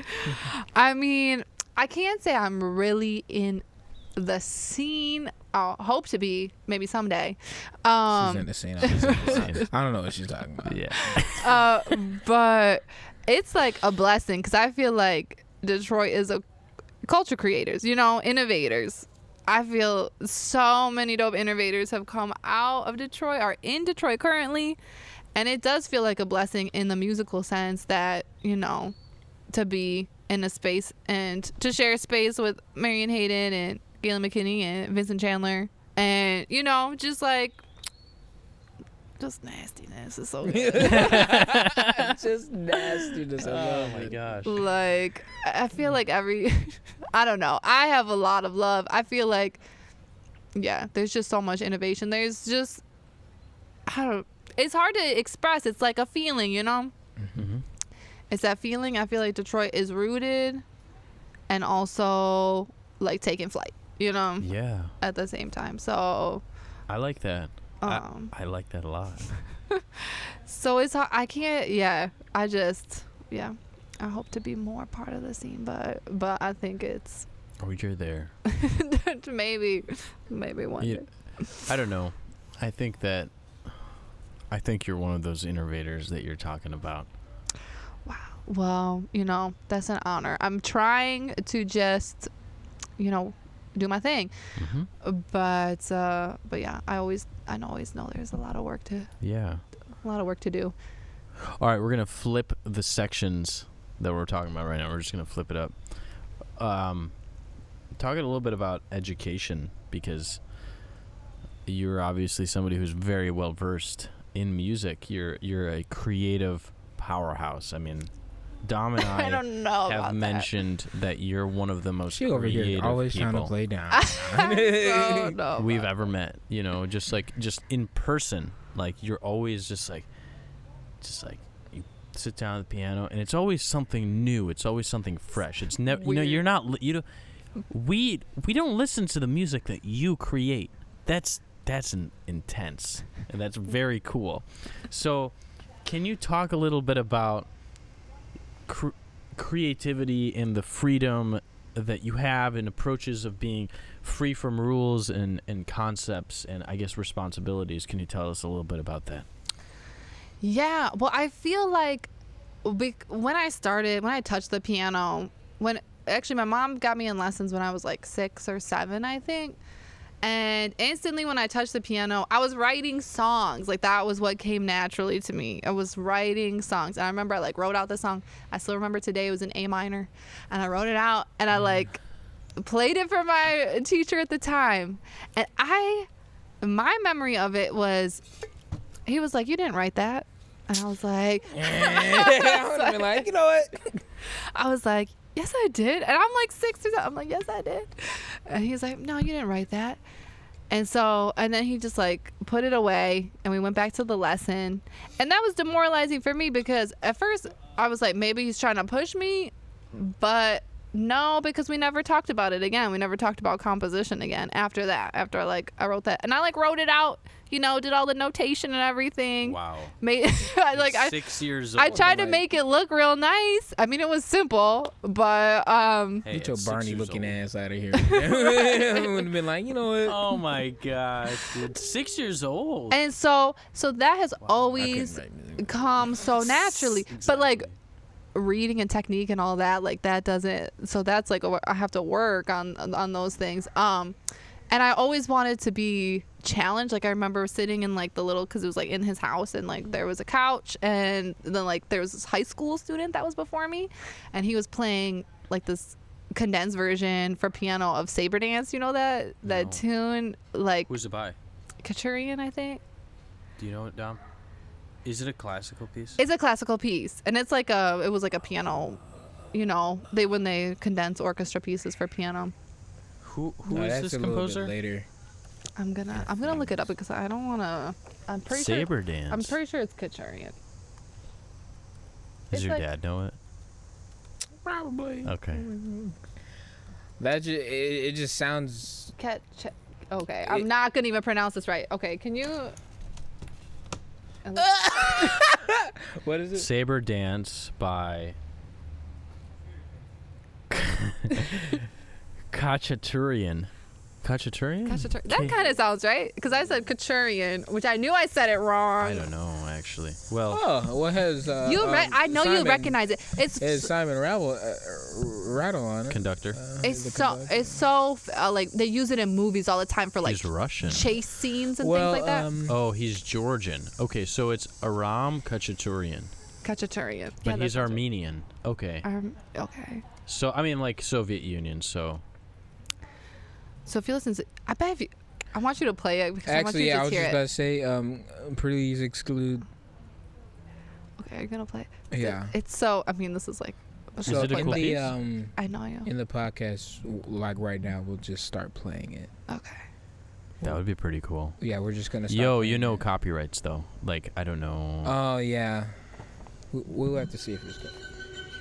Oh yeah! Wait, shh, I want to hear it. Why'd you stop it? Ah, yeah. You know, knew you'd know I it. never knew. Would never know that It's it was so- named Sabretooth. It's I mean, and is it Sabre dance? I don't even know. I'm probably. Sabre dance. Sabre. Is it Sabre? I don't even know. I I always. think it's saber. Is it dance. Sabre? Okay, I because think that's how it's it's. saber. Yeah, I always Sabre. pronounce it Sabre dance. Saber. That's how like saber, as in like sword, is Sabre. spelled. Okay. Yeah. Okay. That makes sense. Then. English language. Sabre. Wow. I was like Sabre. would have so- never thought it was that name. I know. Right. I knew you'd know it when I was like, Why you know would- this song. And you want to learn this on piano? I I- was just about to say that's. Listen. Okay, this guy, and it was fast, and it was Yeah. fast, and it was flying, and it was all these chromatic passages, and so I loved that. And so I was, I was still young. He was in high school, and I was like 7 or 8 or something. And so then I was like, I want to learn that song. Like that's the song I want to learn. And then he was like, you're too young. And then I took that book home, and I learned that song. And I came back and I played it, and he was just like, "Oh, okay." What an ass teacher! You know what? Who is this teacher? Like, what a bold person! I know. It's a system, man. Ah. It's a system of how to learn, man. It's just this. Yeah, exactly, Rob. It's a cookie cutter pedagogy where it's like it's always this specific mold way that you're supposed to learn. Mm-hmm. Oh well, the child can't learn this way because they haven't learned this because way. their brain is not developed enough. She's like, well, Maybe that's not true. You know, you just had a 6-year-old write a song. in front of you and played it for you, and you know it sounds better than probably what you got. It was definitely better than the pieces I was playing at that time. I was like, always "Please, bringing I'm-" out speeches like Stonehenge. She's just like, Right, get that shit out of here, right. bro. Those like circle around the rosy or something, like those types of The Tempest. Dun, dun, dun. Right. I feel like The Ode to Joy theme. the music that you need to teach a child is one that makes the child be like, whoa. Yeah, or they're just passionate. If they come and they're like, I'm passionate about this song, then I'm like, let's figure it out. I have a work it out. student right now. Well, Mhm. actually, I had a student. Like, they're taking some time off because of the whole COVID thing. Yeah. He is 10 years old, and he wants to learn Fur Elise. Okay. And then after that, he wants to learn Turkish March. Okay. Oh, Mozart? Yeah. Yeah. And I'm like, all right, let's learn. If he wants to learn, I was just like, then it's a he's li- going to be motivated. No, I'm telling you, like, he's Yeah. like, I want to learn it. And like, I'm like, it's going to be challenging. But okay, let's do it. That's And it. so he's like sitting there and he's like trying to play it. And like, he's doing it. And I'm like, wow, I've never seen like a small child be this motivated to learn Mozart. It's so cool. Well, it's like, okay, disclaimer, never hurt yourself. You never want to hurt your hands Totally. or overextend. That's a thing. Mhm. But if you're motivated and, Mhm. You're working with good technique and no tension, then, Mhm. Go for it. Okay, sorry, we kind of went on a I know. tangent Where there. were we? We were what talking were about, we talking about?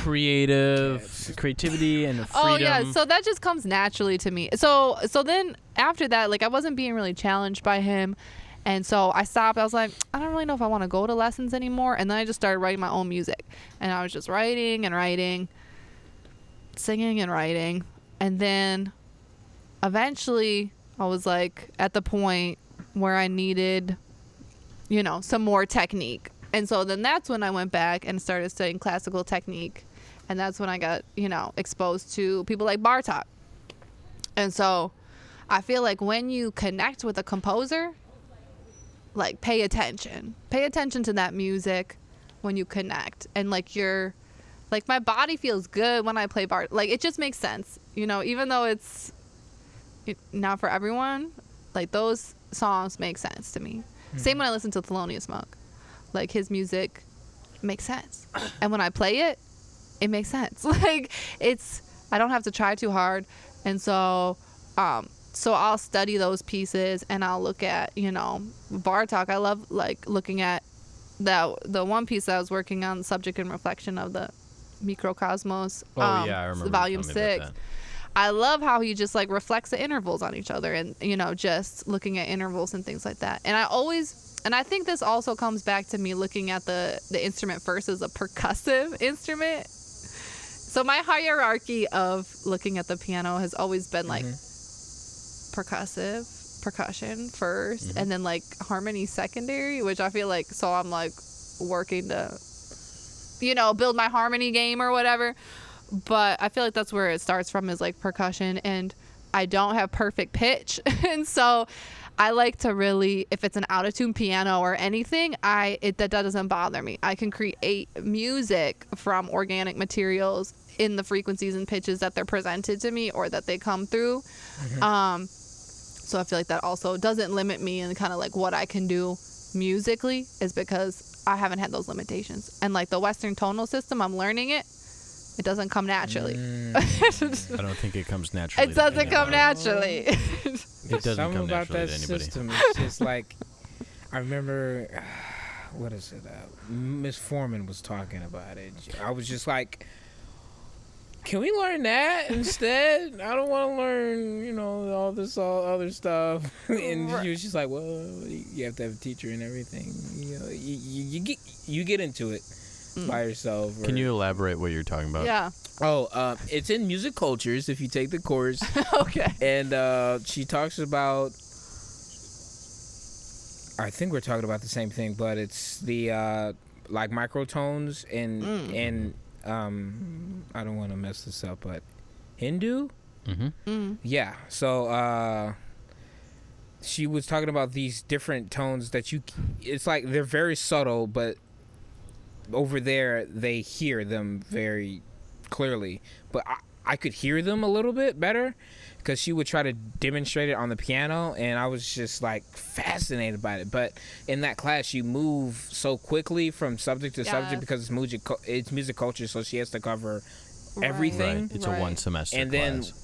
Then what I realized is just like that class, they need to have a class, but a 1, 2, 3, where they actually go in depth. Because once you get into music history, I don't mean to bash music history as much, but you don't get into those type of things because they mostly focus on Haydn and Bach, and those are great things to study. You spend a whole semester talking about opera. You spend a whole semester talking about opera, and I'm not gonna lie, I don't like opera that much. I really don't. Yeah. And when Honestly, people I do don't get either. into it, I'm like, I get the beauty, but I don't. Right. I get the beauty. I get the story. But, if they turn opera into a TV show, I would probably watch it. But I can't be sitting listening to opera for 8 hours. Right. I can't. I can't do it. And, I would rather listen to a Beethoven symphony for 8 hours, like the Ninth for 8 hours. I would rather do that than listen to opera. And,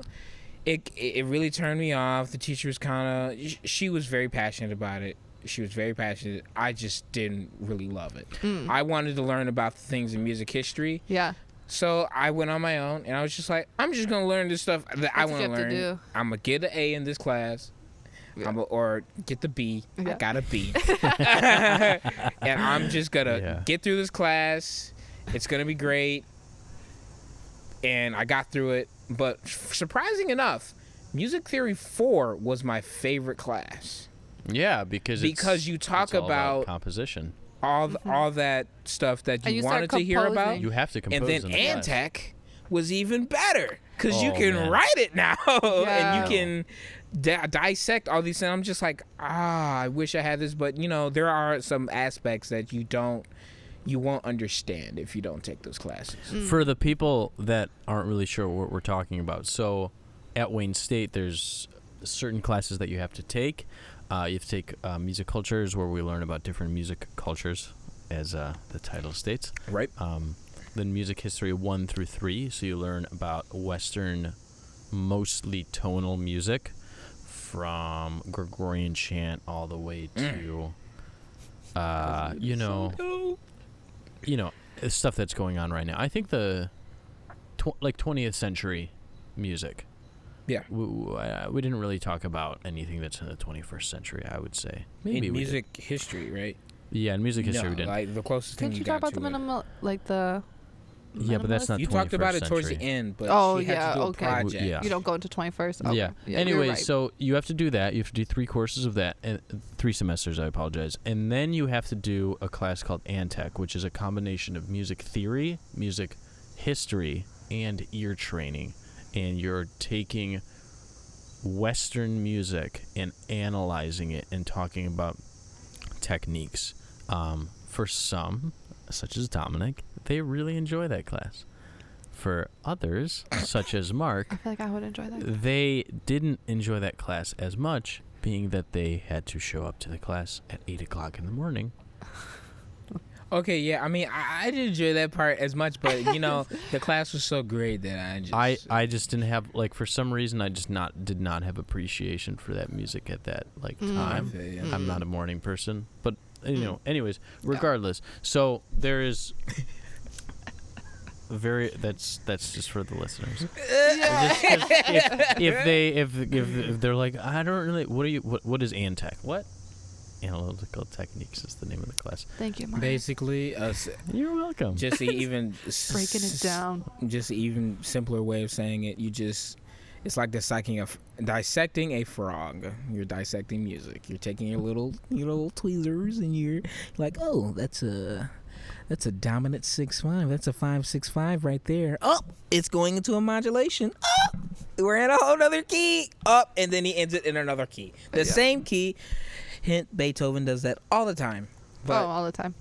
goes to a whole nother key, and then at the end, it's just like, oh, I'm back.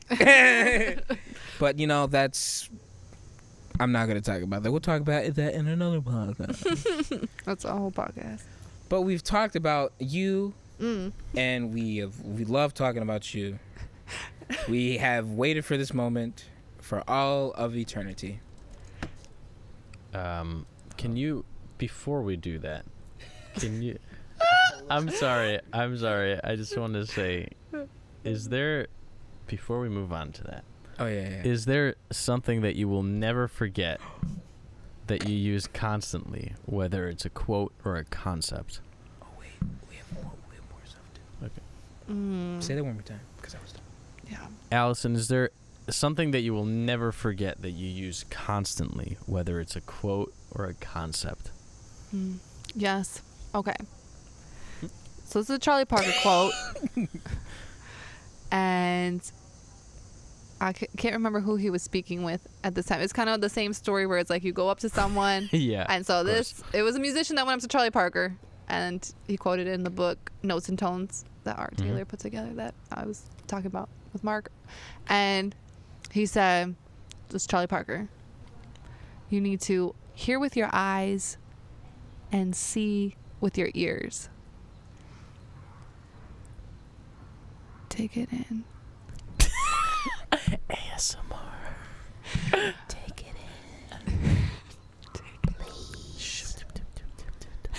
in. Because that opened up. That's actually just recently.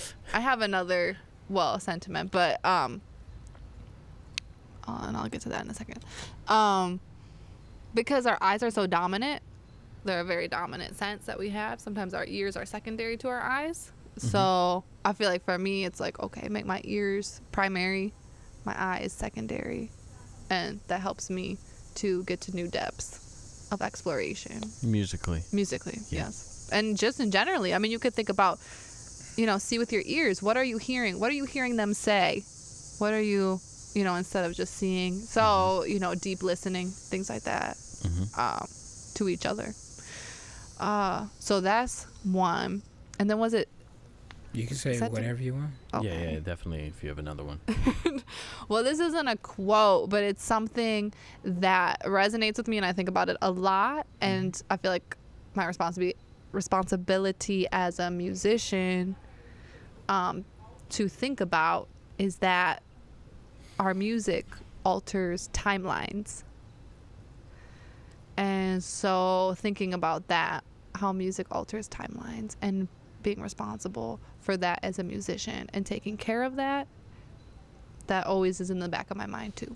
Can you elaborate on that? What do you mean? So our music are vibrations and frequencies that I believe can travel back in time and can travel forward in time and can heal generational traumas or can heal things from the past and also into the future, because time is a construct. And we're in a dimension that doesn't have a linear path. Well, it's almost like that. music was recorded. Deep stuff. You check this out. I was thinking about this earlier when you were, for some reason we were talking about something earlier, and it just came to my mind that when you listen to music that has been recorded in the 50s or in the 40s or whatever, and it hits you, music is not, it is not, what's the word I'm thinking? It's not tethered by time. It is timeless. It is time itself. And time is, well, there's different constructs of time. Sure, exactly. But, and I exist in the non-linear frame of time. Although I was pretty on time today, which is pretty good for me to this to the clock system. I just want to say, like, you know, when you have been like seeking to understand something, but you're not actively seeking to understand it, but when someone says it, now you fully understand. Because I would talk to people about, like, music has gotten the world through everything. Like, even through the worst times, music was there. You know, and a lot of things were there, but music was always there. Art was always there. And it really can heal. Like, when I listen to maybe a record that from Richard Smallwood that was recorded in the 80s, still resonates me. Just like when I go and when I seek help from God, or I'm talking with God, it still resonates me. And those songs are the stories. It really resonates with you, and that also goes for, you know, a lot of other songs. And that was just like a bing for me. The way you just said that, you know, I really appreciate that. Cool. I appreciate you. Man, I appreciate you too. A couple other things. Not that you do, but also that brought to mind because, like, music is life. I know Herbie Hancock says that a lot. Music is life, and so these songs can be part of our everyday. And sometimes I feel like putting art on a pedestal is, it's not really fulfilling what the music fulfills, and it's to bring it to the people, to, you know, to provide whatever they need in that moment. And so I also feel like that philosophy rings true in, like, in my works and things like that. It's like, this music isn't to be put into, like, a glass case, you know, or get a Grammy or anything like that. It's music that can be used every day, or, you know, whenever. It's a practice of life, of music, of life. So that also stays with me too. That's nice. That's staying with me forever and ever. Okay, now I just want to poll you, all three musicians, and I'm like, maybe it's just me that I feel like, okay, when you're like shedding someone's tune,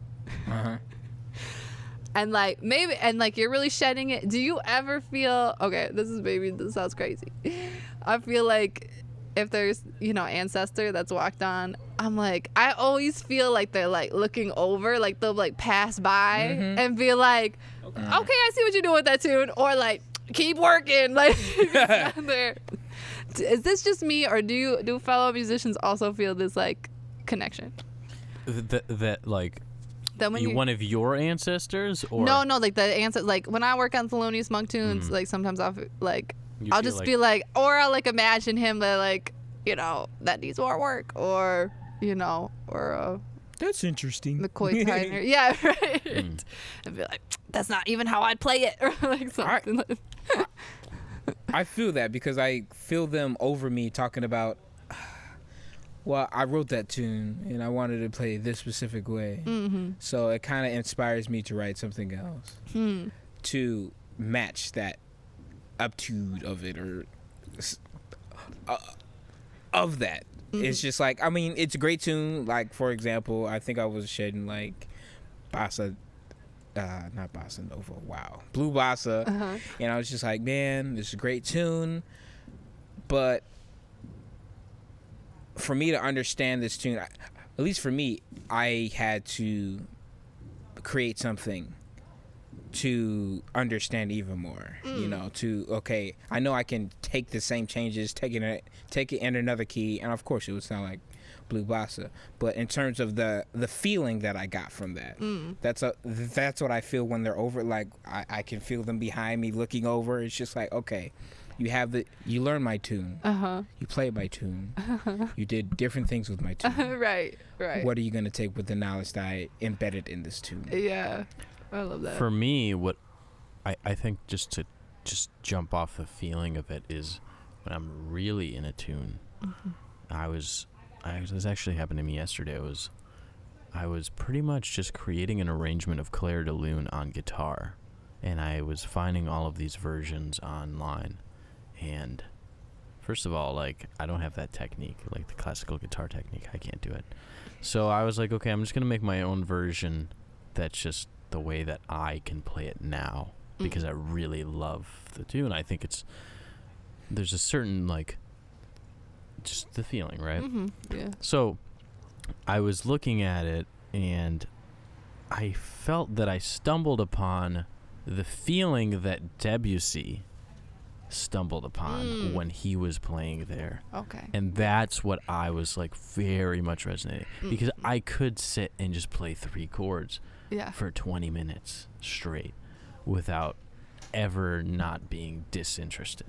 Right. So that's I don't know if I feel that Debussy's sitting behind me and being like, yeah, that's what you're gonna do. Questionable. But he's saying it in French, right? Yeah, right. No, but I do feel like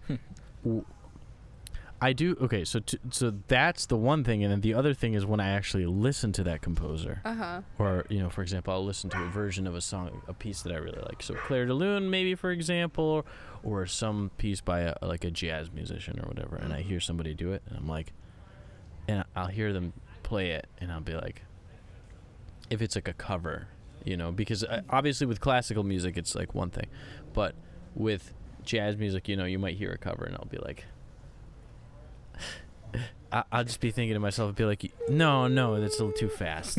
Like with classical music, like an orchestra will take it too fast, and I'll be like, slow down, like that's not like this section, you know, or whatever.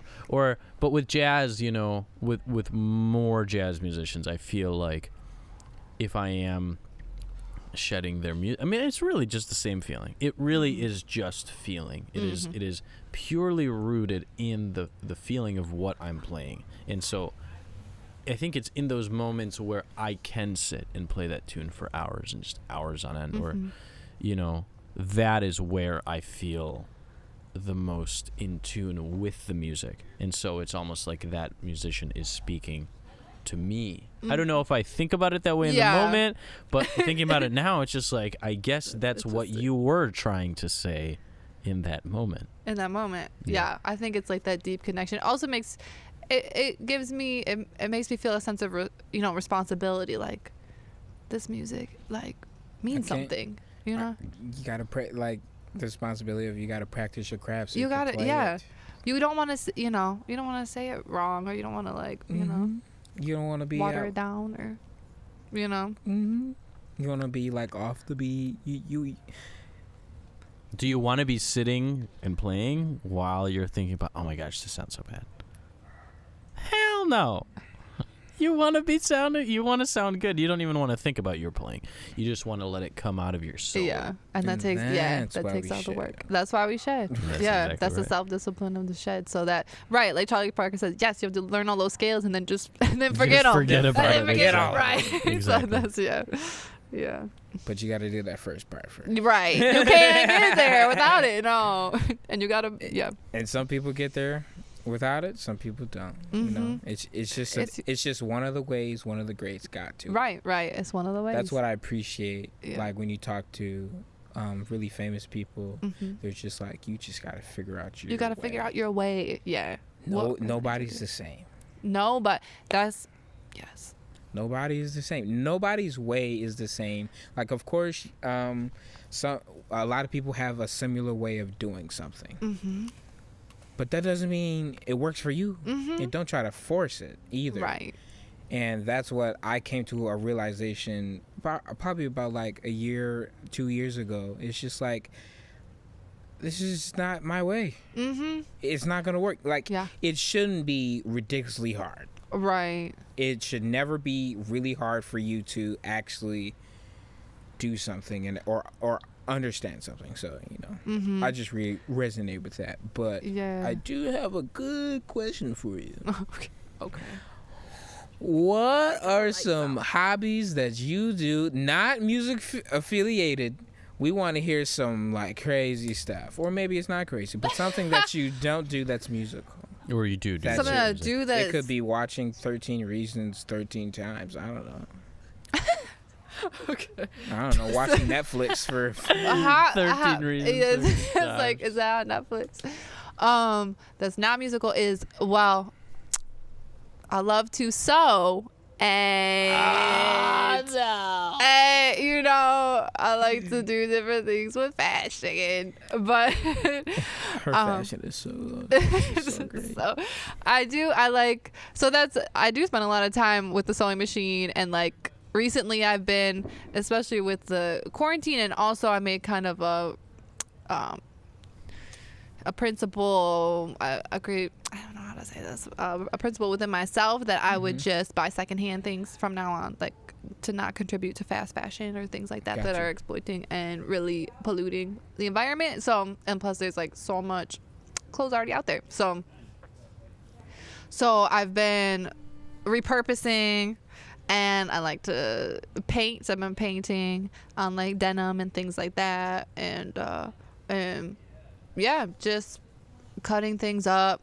I created a whole shirt from like fabric. That was an experience. And then, and then I cut a bunch of shirts up and appliqued on and to a larger t-shirt to create like a collage of different reused t-shirts to do that sort of thing. So I like to do that. I like to garden in the summer. Yeah. Ooh, what are you growing this year? We're growing squash, corn, beans, Ooh, tomatoes, collards. We got 2 kinds of kale, strawberries, mint, and cilantro, basil. Oh, you're growing. Yeah, I think That's a We got some hefty. stuff. That's We a got hefty lettuce. garden. yeah. So You're growing lettuce. growing lettuce. That's amazing. Yeah, so that's a lot of fun working with the land. I've been recently going for walks in nature, which isn't something that I really did until this year, but really enjoying just being outside. I think because of COVID, it makes you, and like I feel like the winter for me was like this was a hard winter, so just being outside right now when it's warm, so that's like I love doing that. A little too warm. See, I love the heat. I didn't I think like it it was too. too warm. I didn't think it was too warm. You can take it. I'll take it. I'll take it. I like I love the the heat. cold. I love. Oh, you do? I always no. To be able to sit inside and look outside, maybe step out a little. I just love what cold brings, I guess. I don't know. I just love cold. Tell me more. I don't know. So, like, Deep down. The it thing- dominates Deep down. the What does it cold. bring it to you? brings soul. just a soothing effect. I don't know. Just like rain. I really love rain. Okay. But I really love it when it snows. Okay, when it snows. So what about when it's like cold and the wind's whipping you whenever you're trying to go somewhere? Oh, well, that's ass. I mean, like, like, I remember I stayed at Wayne, living in the dorm with Lewis, and I would have to go to music theory at 8, and it was during the winter, and the winds on that campus are ridiculous. I mean, right. It's like it's tunneled into the corridors or something. It's Like- really ridiculous. do you know that video of the guy that he's describing how he surfs. He's just like, ooh, and I was like, ooh, pow, and it was just like, ooh, bam. That's literally how it felt walking to class. Like the winds are just like, bam. I'm gonna get all up in your face. You have a scarf? It's obsolete.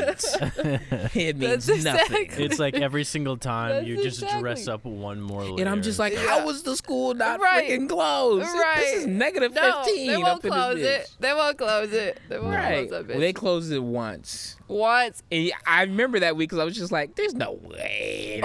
the one. Oh yeah, that did happen. Wait, last this year last when they year. closed school, Yeah. like for the rest of I like went to my morning class and then it just got bad. Like It was snowstorm, terrible. blizzard. Check this out. So on that day, my car is on the street. I'm on street parked, right? And somebody drove by Oh, no. and broke my my mirror on my car and just hit and run. Yeah, that'll happen. And there's just a That'll happen plastic in this there's a house. plastic bag. Check this out. So there's a plastic bag on it, and in my windshield is a note card, and some awesome person, some amazing human being that was just like, this person might have a really shitty day if they find out that their mirror is broken. Said, hey, I saw somebody break your window. It was this kind of car. Here's their license plate. Blah blah blah blah blah. They didn't leave their name Whoa. or phone number or anything. But I was, because I was gonna be like, wow, thank you so much for being an amazing human being.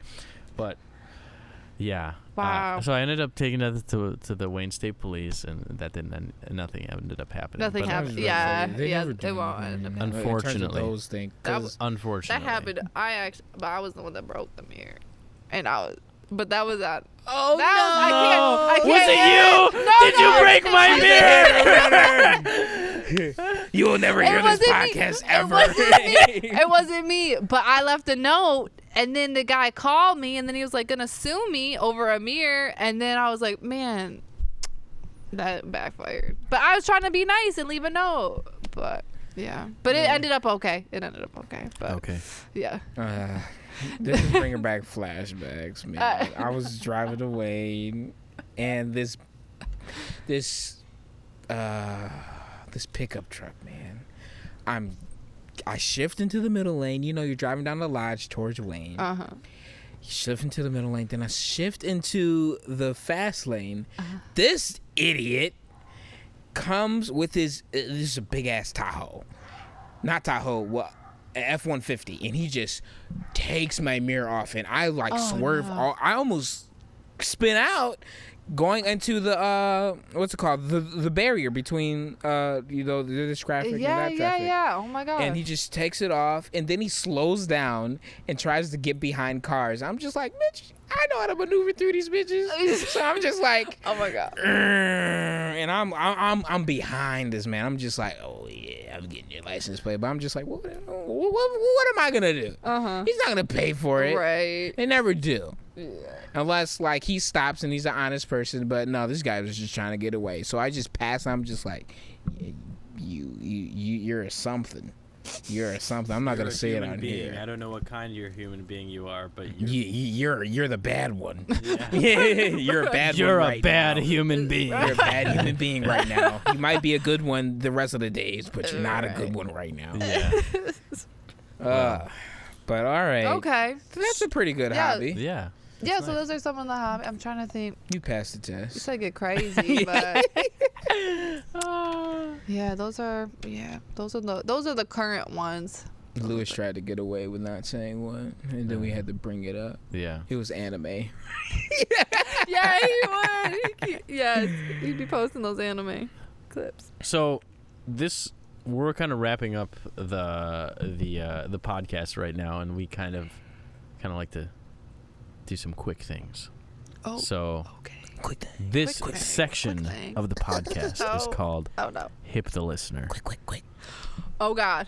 Okay. This is where we have you, the guest, hip the listeners to anything, whether it be music, art, events, a movie, a documentary, whatever you want. hip Hip the listener, Hip the listener. Okay. So I'm giving suggestions please. out to the listeners. Yes. Okay. I mean, if you haven't already, go through Thelonious Monk's entire discography. It's less than 100 songs. I know, but they're all killing. Right. They're all killing. So if you don't know Thelonious Monk, okay. Also, Jerry Allen, one of her albums that really gets me it's kind of okay, because it's her 1989 album Twilight, and so it's a little 80s, but shit, okay, that album has a lot of innovation, has a lot of incredible composition and producing and everything in it, and a lot of like energy and yeah, I could feel that album. That's Jerry Allen, Twilight. Okay. Hiromi Place to Be, if you haven't already. Please check out Hiromi. Please check out Hiromi. If you haven't, you're ass. And you better come back and be like Anthony Jackson.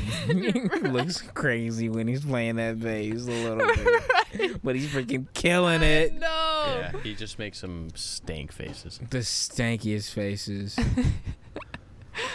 That's true. Wait, I gotta think about it for a second.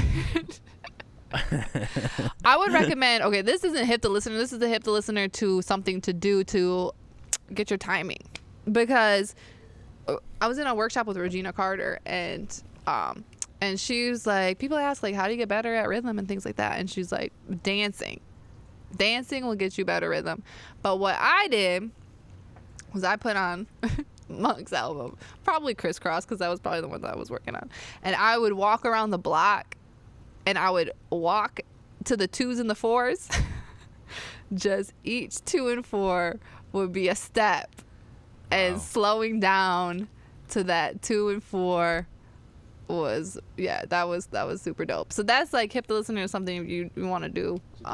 That's hippie. Yeah, to get On the ballads. yeah, it's all the ballads. Oh man. Super slow down. People look at you and they're like, "What the fuck is this person doing?" Right? Yeah, But who and in your mind, cares? you're just like, dude. Right? Boy. Oh my gosh. You're connected. Man. Those are the ones off the top of my head. Kenny Barron. I've been listening to Kenny Barron, Green Chimneys. Okay. That's my record. summer album. Mm-hmm. Right now. Anything Kenny Barron though, and Sphere. That's a group with Kenny Barron and Charlie Rouse, and it tribute to Thelonious Sphere Monk. Kill him. Do you know why they named it Sphere? I think it's because it's Thelonious's middle name. Oh. And it's I believe his dad's first name, Sphere. Wow. Thelonious Sphere Imagine. Monk. Hey, yo, Sphere. Sphere. How you doing? Right? Hey, Sphere. Sphere. Sphere. Yo, Sphere. Yo, Sphere. Why don't you come roll over here?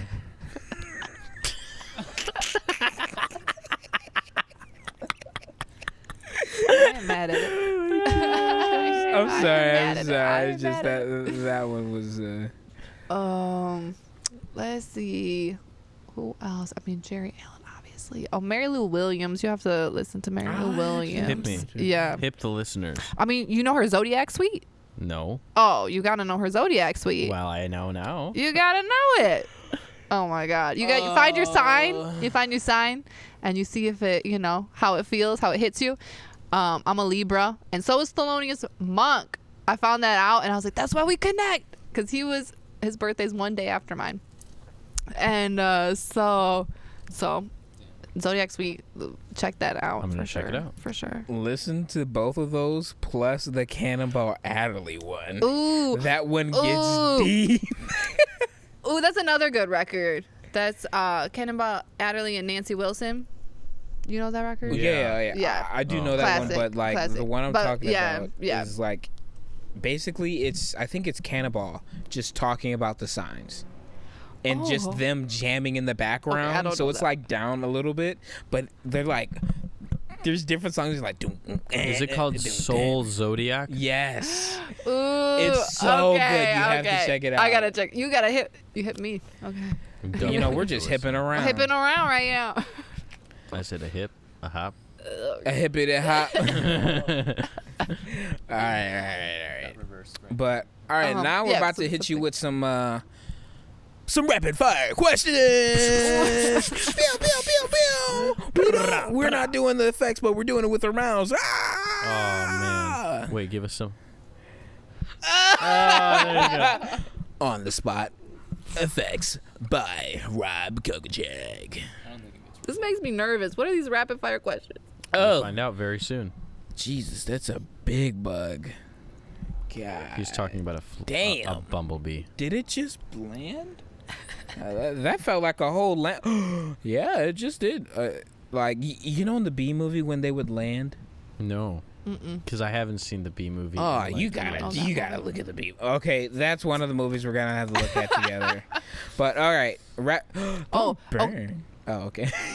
But all right, here we go. Top 3 albums. Okay. Oh, Oh yeah. Rapid fire Rapid questions. Rapid. okay. Thelonious Monk, Crisscross, Hiromi Place to Be, and Nina Simone. I think Funkier Than a Mosquito's Tweeter. I think that's it. Okay. All right. Yeah. What is in your current music rotation? Ooh, can I just like get my phone out? Cause I. Yeah, you can do it. You can do it. But it's gotta be rapid. I know. I'm trying to be rapid, but it's not. It's not rapid. Gratata. Okay. This is Mulgrew Miller is there. James Booker is right now in my music rotation. Okay. Burden Diz, Mm. Miles Smiles. Yeah. Yeah. Let's see. Jay Daniel. I don't know. He's a producer from Detroit. Discovered him. We gotta check. it Sudan Archives. Athena, and then Anderson Paak. What are And- these records? Okay. Anderson Su- Paak. Oh, this record's dope. Junko Onishi prevents at Detroit. It's with Kareem Riggins. Can you send And- us all of these, please? Yeah. And then also Jadena is kind of on my and MIA. Okay, that's the rotation right now. MIA. Okay. Heck yeah. She's gonna send us all of this, and then we're gonna get your hip. All right. Top 3 places to eat. Ooh, oh my God. Well, I like Thai food, so Thai Inn. It's on Rochester Road. I like Indian food, so Rangoli. There's a couple locations of that, and then, what would be my third? I guess we've been eating pizza a lot, so Sai Pai in Midtown. That one's Sai Pai. yeah, it's okay. Sai Thai. Sai Pai. Pai There's so Sai, many. Pai Sai, Sai Pai. It's one of those. I always get it confused. Least favorite color. Ugh, my least favorite color would be like this, like sandy pink color. I don't like it. It's like tan and pink. Like tan and together. pink together, like a beigey yeah. pink. Yeah, That is pretty bold. I don't like it. It's Yeah. kind of like the color of throw up. Ugh, what throw up is that? I don't know. Sandy pink. Oh, Or like a beigey pink. no, but okay. I'm not gonna get into talking about throw up, but Right. isn't it usually orange? Orange? I don't know what. It's You like know? it's like brownish orange. Throw up is Are like we whatever's keeping this in your the podcast? stomach. Okay, I mean, sure, yeah. I mean, you can edit this. All right, We- okay. We're not gonna do it. We're not keeping this in the podcast. I'm sorry about that. Twilight Zone or Adventure Time, Oh, Twilight Zone. the new one or the old one? I mean both. I think both. I mean, the old one's got some classic elements, but it's also kind of bogue. And then the new one's got some elements, but just Twilight Zone. I like Okay. the theme song. Okay. Favorite Thelonious Monk tune. I like Crisscross a lot. Crisscross applesauce. Acoustic piano or Rhodes electric piano? It's acoustic or Rhodes. Mm-hmm. But what's the acoustic piano? I don't know, Steinway. Like a Steinway Grand? Like a A 9 grand foot? piano. A 9 foot, like a Grand. Oh, Oh yeah. Yeah, like electric piano or acoustic piano. that's so difficult. That's right. Mm-hmm. I mean, but you gotta pick. Okay, it's acoustic. Acoustic is my soul. Okay, Acoustic okay, is my okay. soul, but I experiment with the electric. Hiromi or Monk? Don't make me pick. Oh, this is not fair. I mean, I have to say Hiromi because she's fellow female, and she was my door to jazz. So I have to say Hiromi. She was your first. She was my first. Honestly. So, side note, it was so serendipitous because I started listening to her and I was like maybe a couple months deep into listening to her, and then I was telling my cousin about her, and my cousin was like, "Oh, I think there's like a Japanese pianist at the DIA tonight. We were talking about it."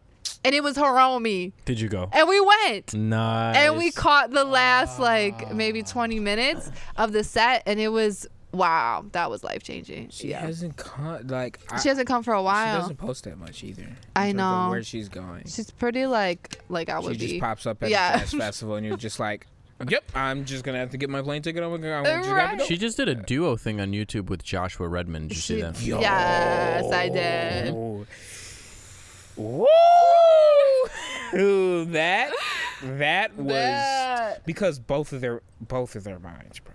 And they just we'll talk about it. How are they able to do that on a Zoom call or something? No, so like they do the video, but then they sync up the audio. Oh, so one of them is pre-recorded and the other one plays over it. No. There's a thing for a studio where like it's live studio working here and that time. Yeah. It just depends on your internet, right? Yeah. Oh, okay. That's pretty cool. Yeah. All right. But is there anything else you want to leave with the audience? Anything? I think we've covered it. I mean, I love you both. Love you all three. You too.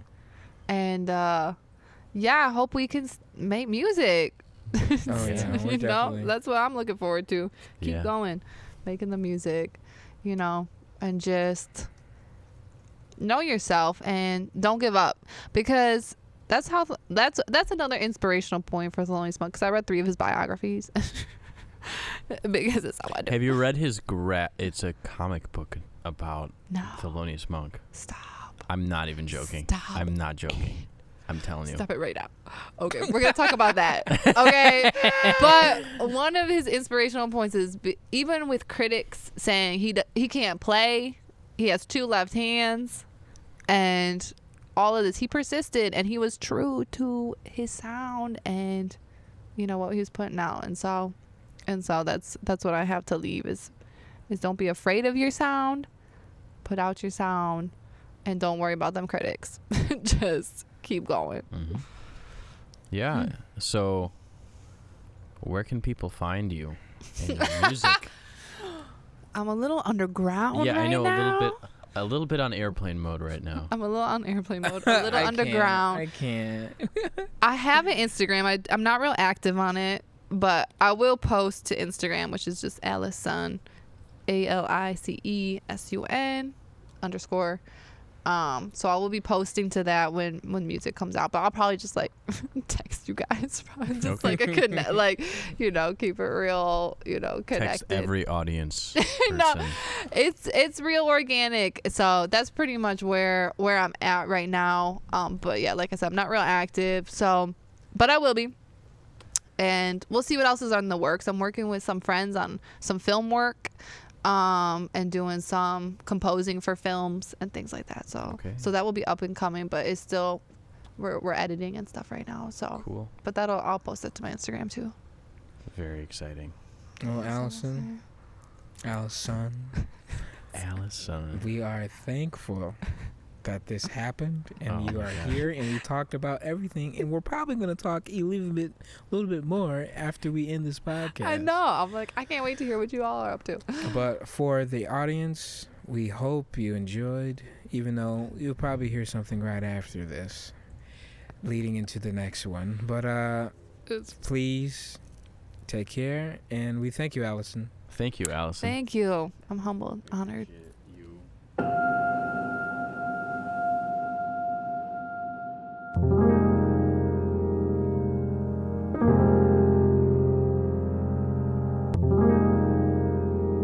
Allison Riddell, everybody. Thanks again for agreeing to be on our podcast. You can check us out on our website, our Facebook, Instagram, and Twitter. And stay tuned. Next week, we will be having saxophonist Jason Didia.